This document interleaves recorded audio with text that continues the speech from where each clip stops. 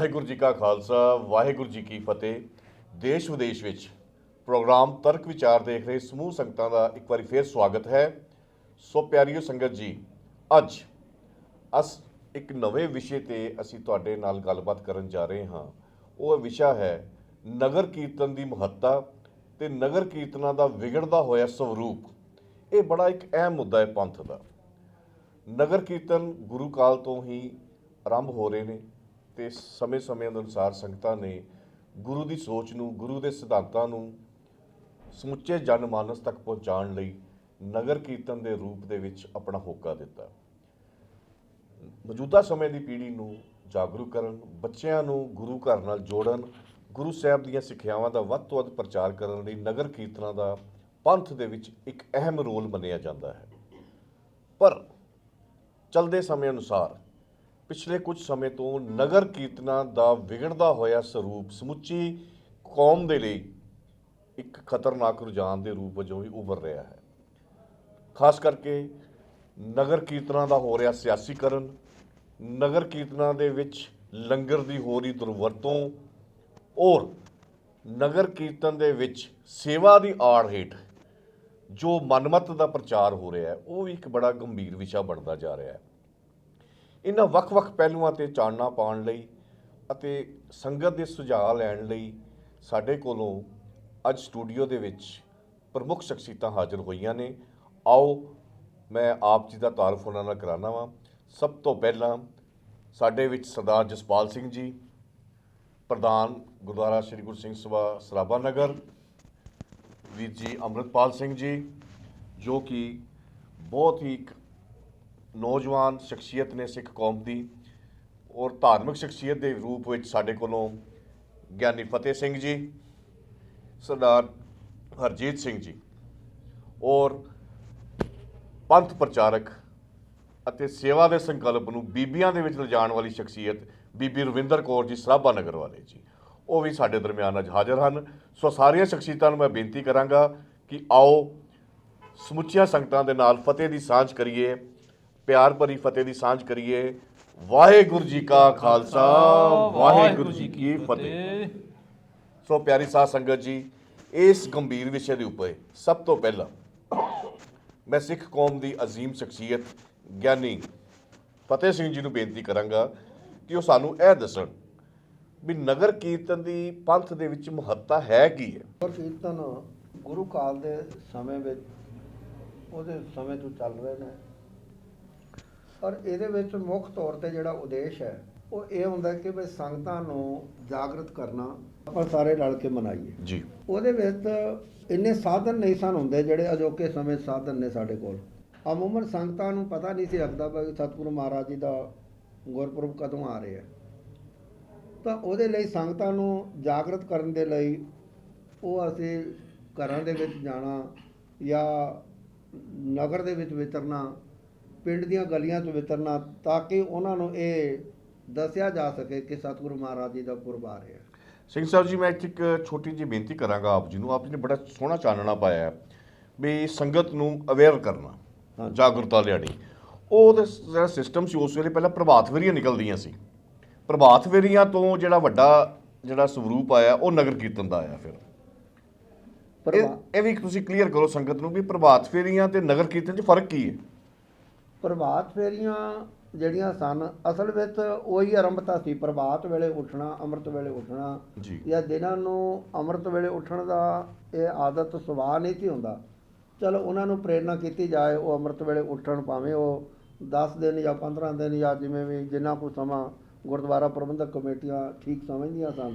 ਔਰ ਉਹਦੇ ਵਿੱਚ ਜਿਹੜਾ ਹੈ ਹੌਲੀ ਹੌਲੀ ਉਹਨਾਂ ਦੇ ਅੰਦਰ ਇੱਕ ਉਤਸ਼ਾਹ ਪੈਦਾ ਹੋ ਜਾਂਦਾ ਸੀ, ਔਰ ਉਹ ਜਿਹੜਾ ਹੈ ਲਗਾਤਾਰ ਵੀ ਫਿਰ ਜਿਹੜਾ ਅੰਮ੍ਰਿਤ ਵੇਲੇ ਦੀ ਸੰਭਾਲ ਕਰਨ ਲੱਗ ਜਾਂਦੇ ਸਨ ਜੀ। ਕਿਉਂਕਿ ਸਾਡੇ ਕੋਲ ਮੁੱਖ ਤੌਰ 'ਤੇ ਜਿਹੜਾ ਹੈ ਉਹ ਸਾਧਨ ਅੰਮ੍ਰਿਤ ਵੇਲਾ ਜਿਹੜਾ ਹੈ ਇਹ ਗੁਰੂ ਨਾਨਕ ਪਾਤਸ਼ਾਹ ਨੇ ਅਤੀ ਜ਼ਰੂਰੀ ਕਿਹਾ। ਅਤੇ ਉਹਦੇ ਵਿੱਚ ਜਿਹੜਾ ਹੈ ਜਦੋਂ ਆਪਾਂ ਨਗਰ ਕੀਰਤਨ ਕਰਦੇ ਹਾਂ, ਸੰਗਤਾਂ ਨੂੰ ਬਾਣੀ ਨਾਲ ਜੋੜਨਾ, ਜਾਗਰਤ ਕਰਨਾ, ਅਤੇ ਉਹ ਫਿਰ ਰਲ ਮਿਲ ਕੇ ਸਾਰੇ ਸਤਿਗੁਰੂ ਮਹਾਰਾਜ ਜੀ ਦਾ ਪੁਰਬ ਗੁਰਦੁਆਰਾ ਸਾਹਿਬ ਵਿਖੇ ਆ ਕੇ ਰਲ ਕੇ ਮਨਾਉਣਾ ਸਾਰਿਆਂ ਨੇ, ਤਾਂ ਕਿ ਸੰਗਤ ਨੂੰ ਇਸ ਗੱਲ ਦਾ ਪਤਾ ਲੱਗ ਜਾਂਦਾ ਸੀ ਬਈ ਆ ਇਸ ਤਰੀਕ ਦਾ ਗੁਰਪੁਰਬ ਹੈ। ਸੋ ਪਿਆਰੀ ਸਾਧ ਸੰਗਤ ਜੀ, ਜਿਸ ਤਰ੍ਹਾਂ ਗਿਆਨੀ ਜੀ ਨੇ ਦੱਸਿਆ ਹੈ ਵੀ ਪ੍ਰਭਾਤ ਫੇਰੀ ਦਾ ਜਿਹੜਾ ਰੂਪ ਸੀ ਉਹ ਨਗਰ ਕੀਰਤਨ 'ਚ ਕਨਵਰਟ ਹੋ ਗਿਆ ਸਮੇਂ ਦੇ ਚੱਲਦੇ ਚੱਕਰ ਅਨੁਸਾਰ, ਔਰ ਇਹਦੀ ਅਹਿਮੀਅਤ ਜਿਹੜੀ ਹੈ ਉਹ ਕਾਫੀ ਹੋਈ। ਸੋ ਇਸੇ ਸੰਬੰਧ ਵਿੱਚ ਸਰਦਾਰ ਜਸਪਾਲ ਸਿੰਘ ਜੀ ਕੋਲ ਮੈਂ ਅੱਜ ਪੁੱਛਾਂਗਾ ਵੀ ਪ੍ਰਧਾਨ ਸਾਹਿਬ, ਜਿਹੜੇ ਨਗਰ ਕੀਰਤਨ ਦੀ ਜਿਹੜੀ ਇਹ ਪਰੰਪਰਾ ਆਰੰਭ ਹੋਈ ਹੈ ਗੁਰੂ ਕਾਲ ਤੋਂ, ਇਹ ਮੌਜੂਦਾ ਸਮੇਂ ਦੇ ਵਿੱਚ ਕਿੰਨੀ ਕੁ ਹੋਰ ਪ੍ਰਫੁੱਲਤ ਹੋ ਰਹੀ ਹੈ? ਗੁਰਦੁਆਰਾ ਕਮੇਟੀਆਂ ਇਹਨੂੰ ਕਿਸ ਤਰ੍ਹਾਂ ਇਹਨੂੰ ਹੋਰ ਪ੍ਰਫੁੱਲਤ ਕਰਨ ਦੇ ਵਿੱਚ ਆਪਣਾ ਯੋਗਦਾਨ ਪਾ ਰਹੀਆਂ ਨੇ? ਇਹਦੇ ਬਾਰੇ ਜ਼ਰੂਰ ਸਾਨੂੰ ਦੱਸੋ। ਦੇਖੋ, ਅੱਜ ਦੇ ਸਮੇਂ ਦੇ ਵਿੱਚ ਜਿੱਦਾਂ ਭਾਈ ਸਾਹਿਬ ਨੇ ਪਹਿਲੇ ਦੱਸਿਆ ਕਿ ਪਹਿਲੇ ਲੋਕਾਂ ਨੂੰ ਅਵੇਅਰਨੈਸ ਨਹੀਂ ਸੀ ਇੰਨੀ, ਮੈਸੇਜ ਘੱਟ ਜਾਂਦੇ ਸੀ ਔਰ ਘਰਾਂ 'ਚ ਜਾ ਕੇ ਦੱਸਿਆ ਜਾਂਦਾ ਸੀ ਕਿ ਇਸ ਤਰੀਕ ਨੂੰ ਗੁਰਪੁਰਬ ਆ ਰਿਹਾ ਹੈ। ਹੁਣ ਤਾਂ ਸੋਸ਼ਲ ਮੀਡੀਆ ਤੇ ਇੰਨਾ ਕੁ ਕੰਮ ਰੁਝਾਨ ਹੈ ਕਿ ਹਰ ਇੱਕ ਨੂੰ ਪਤਾ ਲੱਗ ਜਾਂਦਾ ਹੈ। ਔਰ ਬੜੀ ਵਧੀਆ ਗੱਲ ਹੈ ਕਿ ਜਿਹੜੀ ਕਿ ਅੱਜ ਅਸੀਂ ਸਾਰੇ ਬੈਠੇ ਹਾਂ ਇਸ ਚੀਜ਼ ਦੇ ਉੱਤੇ ਵਿਚਾਰ ਕਰਨ ਵਾਸਤੇ ਕਿ ਗੁਰਪੁਰਬ ਹੋਰ ਵਧੀਆ ਢੰਗ ਦੇ ਨਾਲ ਕਿੱਦਾਂ ਮਨਾਏ ਜਾ ਸਕਦੇ ਨੇ।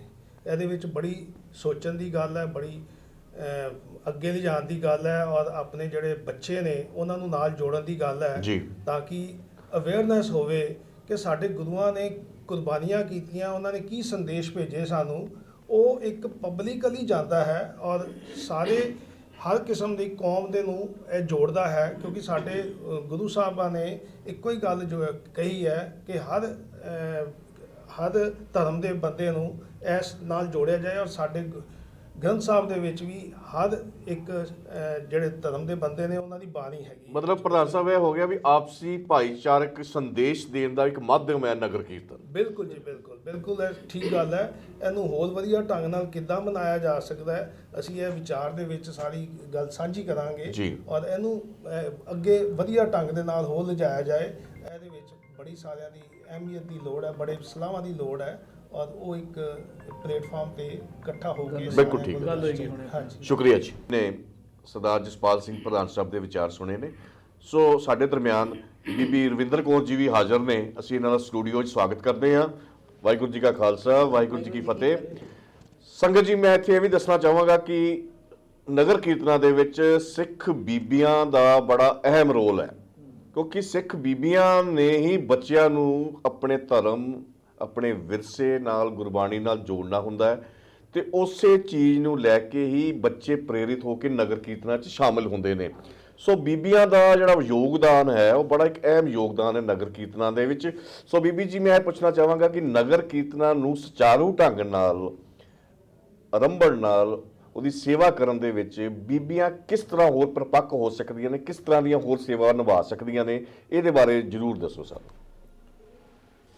ਜਿਸ ਤਰ੍ਹਾਂ ਤੁਸੀਂ ਹੁਣੇ ਇਹਨਾਂ ਨੇ ਦੱਸਿਆ ਕਿ ਜਿਹੜੇ ਨਗਰ ਕੀਰਤਨ ਹੈ ਪ੍ਰਭਾਤ ਫੇਰੀਆਂ ਦੇ ਰੂਪ ਹੀ ਵੱਡਾ ਨਗਰ ਕੀਰਤਨ ਹੋਇਆ। ਬੀਬੀਆਂ ਦਾ ਸੇਵਾ ਹੈ ਤਾਂ ਕਿ ਜਿੰਨਾ ਕਿ ਵੱਧ ਤੋਂ ਵੱਧ ਬੀਬੀਆਂ ਹੀ ਇਸ ਨਗਰ ਕੀਰਤਨ ਦੀ ਸੇਵਾ ਕਰਦੇ, ਜਿਸ ਤਰ੍ਹਾਂ ਝਾੜੂ ਦੀ ਸੇਵਾ, ਔਰ ਨਗਰ ਕੀਰਤਨ ਦੇ ਪਿੱਛੇ ਇੱਕ ਸ਼ਬਦ ਕੀਰਤਨ ਦੀ ਸੇਵਾ, ਔਰ ਆਪਣੇ ਬੱਚਿਆਂ ਨੂੰ ਨਾਲ ਲੈ ਕੇ, ਆਪਣੇ ਬੱਚਿਆਂ ਨੂੰ ਸਿਖਾਇਆ ਕਿ ਬੱਚਿਆਂ ਨੂੰ ਨਾਲ ਲੈ ਕੇ ਚੱਲਣ, ਕਿਉਂਕਿ ਬੱਚਿਆਂ ਨੂੰ ਹੀ ਅਸੀਂ ਅੱਗੇ ਉਜਾਗਰ ਕਰਨਾ ਹੈ। ਜੇ ਅਸੀਂ ਬੱਚਿਆਂ ਨੂੰ ਨਾਲ ਲੈ ਕੇ ਚੱਲਾਂਗੇ, ਬੱਚਿਆਂ ਨੂੰ ਦੱਸਾਂਗੇ ਕਿ ਅੱਜ ਗੁਰਪੁਰਬ ਹੈ, ਉਸ ਦੇ ਸੰਬੰਧ ਵਿੱਚ ਨਗਰ ਕੀਰਤਨ ਕੱਢਿਆ ਜਾ ਰਿਹਾ ਹੈ, ਜਾਂ ਉਸ ਦੇ ਸੰਬੰਧ ਵਿੱਚ ਪ੍ਰਭਾਤ ਫੇਰੀਆਂ ਕੱਢੀਆਂ ਜਾ ਰਹੀਆਂ, ਤੇ ਬੱਚਿਆਂ ਨੂੰ ਉਸ ਤੇ ਬਾਣੀ ਨਾਲ ਜੋੜਿਆ ਜਾਏਗਾ, ਬੱਚਿਆਂ ਨੂੰ ਬਾਣੀ ਦੀ ਸਮਝ ਆਏਗੀ। ਬੱਚਿਆਂ ਦੇ ਇਸੇ ਕਰਕੇ ਮਾਵਾਂ ਦਾ ਕਹਿੰਦੇ ਆ ਨਾ, ਬੱਚਿਆਂ ਦੇ ਨਾਲ ਜ਼ਿਆਦਾ ਸੰਬੰਧ ਹੁੰਦਾ, ਤੇ ਮਾਵਾਂ ਹੀ ਬੱਚਿਆਂ ਦੇ ਦੂਸਰਾ ਸਕੂਲ ਹੈ, ਮਾਵਾਂ ਹੀ ਬੱਚਿਆਂ ਨੂੰ ਸਮਾਨ ਦੇ ਸਕਦੀਆਂ ਹਨ। ਵੱਧ ਤੋਂ ਵੱਧ ਕੀਰਤਨ ਜਿਹੜਾ ਨਗਰ ਕੀਰਤਨ ਹੈ ਬੀਬੀਆਂ ਦੇ ਨਾਲ ਹੀ, ਕਿਉਂਕਿ ਬੀਬੀਆਂ ਜਿੰਨਾ ਵੀ ਨਗਰ ਕੀਰਤਨ ਦੇ ਪਿੱਛੇ ਆਪਣੀ ਗੱਡੀ ਜਾਂਦੀ ਹੈ ਉਹਦੇ ਵਿੱਚ ਹੀ ਕੀਰਤਨ ਦਾ ਸਮਾਪਤੀ ਵੀ ਬੀਬੀਆਂ ਹੀ ਕਰਦੀਆਂ ਹਨ। ਇਸ ਤੋਂ ਵੱਧ ਹੋਰ ਵੀ ਸੇਵਾ ਕਰ ਸਕਦੀਆਂ ਹਨ।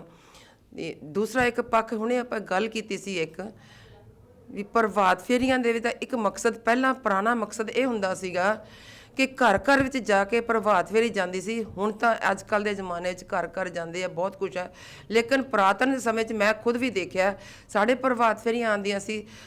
ਹੁਣ ਰਾਸ਼ਨ ਦਾਲ ਪਾਣੀ ਆ ਜਾਂਦੇ, ਪਰ ਉਸ ਵੇਲੇ ਜਿੰਨੇ ਵੀ ਦਾਲ ਪਾਣੀ ਰਾਸ਼ਨ ਸਾਰੇ ਘਰਾਂ ਤੋਂ ਇਕੱਠਾ ਕੀਤਾ ਜਾਂਦਾ ਸੀ। ਉਸ ਵੇਲੇ ਪੁਰਾਤਨ ਸਮੇਂ ਵਿੱਚ ਪ੍ਰਭਾਤ ਫੇਰੀਆਂ 'ਚ ਦਾਲ ਸਬਜ਼ੀ ਜਾਂ ਘਰਾਂ ਤੋਂ ਆਉਂਦੀ ਸੀ, ਸਾਰਾ ਸਮਾਨ ਇਕੱਠਾ ਕਰਕੇ ਗੁਰਦੁਆਰੇ ਪਹੁੰਚਾਇਆ ਜਾਂਦਾ ਸੀਗਾ, ਉਸ ਦੇ ਵਿੱਚ ਹੀ ਤੇ ਚਾਹ ਜਿਹੜੇ ਪ੍ਰਭਾਤ ਫੇਰੀ ਦੀ ਚਾਹ ਪਾਣੀ ਦਾ ਲੰਗਰ ਸੀ, ਉਹ ਘਰਾਂ ਵਿੱਚ ਸਿੰਪਲ ਖਾਲੀ ਚਾਹ ਪਾਣੀ ਦਾ ਲੰਗਰ ਵੱਧ ਤੋਂ ਵੱਧ। ਉਸ ਵੇਲੇ ਤਾਂ ਕੋਈ ਬਿਸਕੁਟ ਦਾ ਇੰਨਾ ਵੀ ਖਿਆਲ ਨਹੀਂ ਹੁੰਦਾ। ਉਸ ਨੂੰ ਹੀ ਨਗਰ ਕੀਰਤਨ ਦਾ ਰੂਪ ਦੇਣ ਵਾਸਤੇ ਅਸੀਂ ਅੱਜ ਵੱਡਾ ਪ੍ਰਵਾਹ ਕੀਤਾ। ਲੇਕਿਨ ਮੈਂ ਇੱਕ ਬੇਨਤੀ ਕਰਾਂਗੀ, ਜਿਹੜਾ ਨਗਰ ਕੀਰਤਨ ਹੈ ਇਸ ਨੂੰ ਬਹੁਤ ਹੀ ਠੀਕ ਸੰਬੰਧ, ਇਹਨੂੰ ਚੰਗੀ ਤਰ੍ਹਾਂ ਸੰਚਾਰੂ ਢੰਗ ਨਾਲ ਸੰਚਾਲਨ ਕਰਨਾ ਹੈ, ਕਿਉਂਕਿ ਇਸ ਦੇ ਹਾਲਾਤ ਇੰਨੇ ਇੱਕ ਦੂਜੇ ਦੇ ਵੱਧ ਚੁੱਕੇ ਆ। ਅਸੀਂ ਇੱਕ ਦੂਜੇ ਦੇ ਕੰਪੀਟੀਸ਼ਨ 'ਚ ਪੈ ਚੁੱਕੇ ਆ।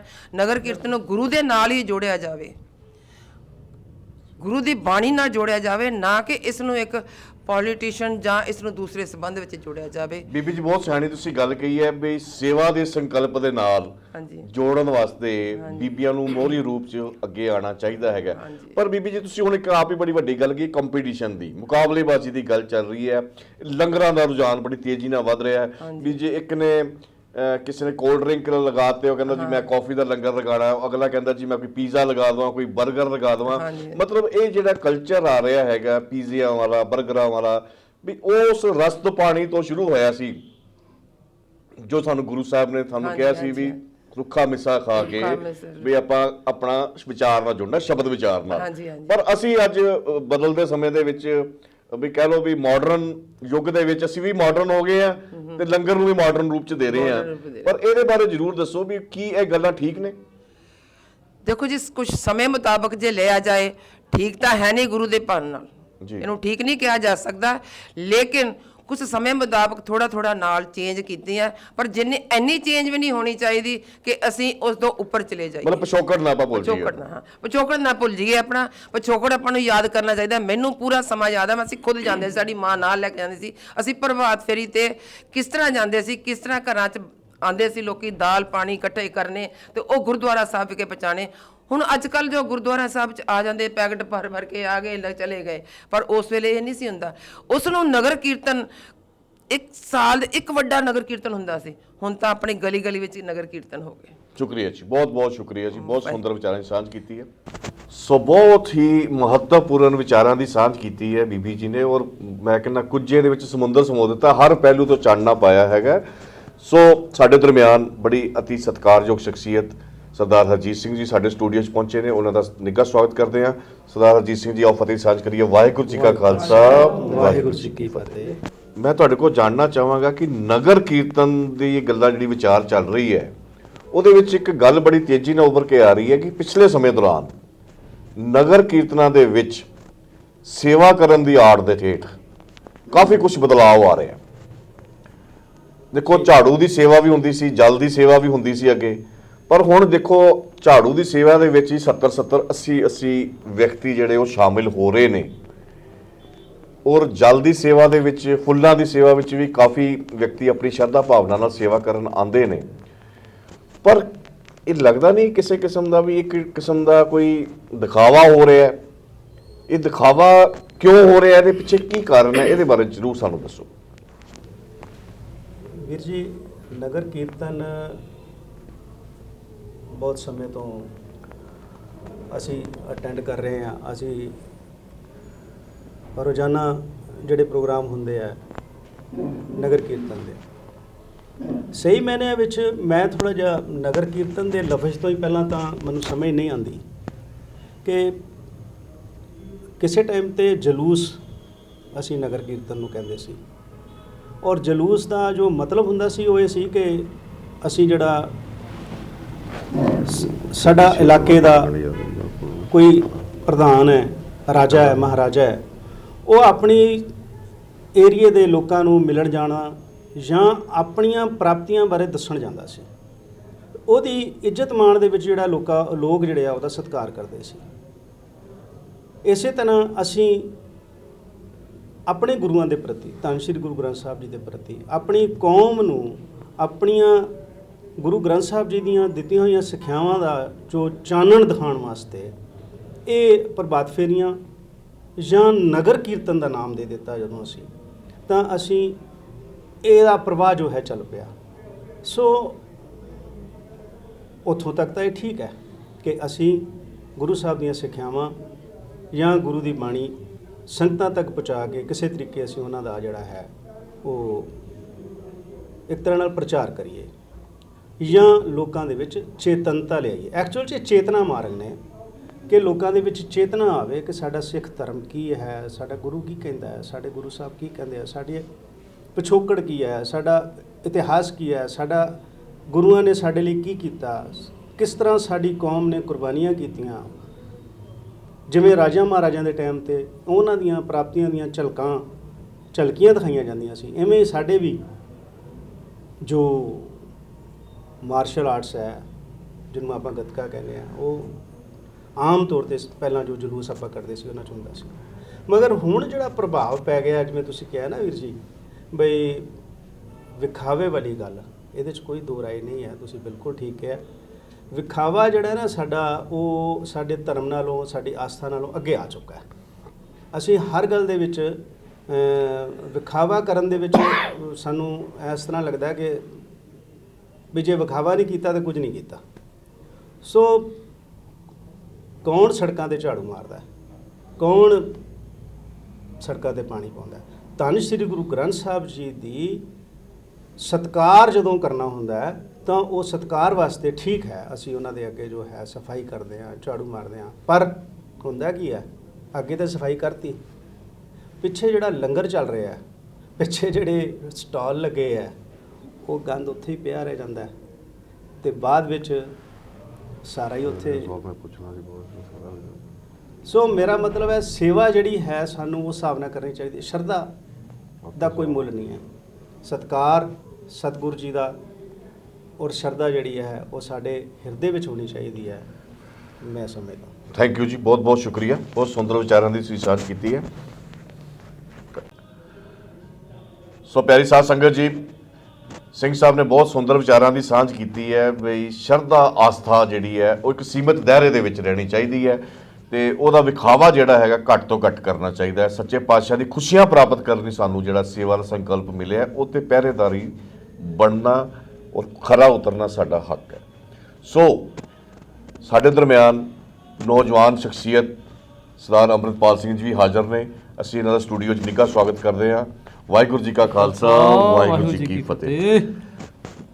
ਭਾਈ ਸਾਹਿਬ, ਤੁਸੀਂ ਕਾਫੀ ਨਗਰ ਕੀਰਤਨਾਂ ਦੇ ਵਿੱਚ ਸ਼ਾਮਿਲ ਹੁੰਦੇ ਹੋ ਔਰ ਦੇਖਦੇ ਵੀ ਹੋ, ਪਰਖਦੇ ਵੀ ਹੋ ਵੀ ਕਿਸ ਤਰ੍ਹਾਂ ਦਾ ਅੱਜ ਕੱਲ੍ਹ ਰੁਝਾਨ ਚੱਲ ਰਿਹਾ ਹੈਗਾ। ਮੈਂ ਤੁਹਾਡੇ ਕੋਲ ਇਹ ਜਾਣਨਾ ਚਾਹਾਂਗਾ ਕਿ ਨਗਰ ਕੀਰਤਨਾਂ ਦੇ ਵਿੱਚ ਮੌਜੂਦਾ ਸਮੇਂ ਅੰਦਰ ਜਿਹੜਾ ਹੈ ਉਹ ਇੰਨੀ ਕੁ ਤੇਜ਼ੀ ਨਾਲ ਫੈਲਾਅ ਹੋ ਰਿਹਾ ਹੈ ਕਿ ਗਲੀਆਂ ਮੁਹੱਲਿਆਂ ਦੇ ਵਿੱਚ ਨਗਰ ਕੀਰਤਨ ਨਿਕਲਣੇ ਸ਼ੁਰੂ ਹੋ ਗਏ ਨੇ।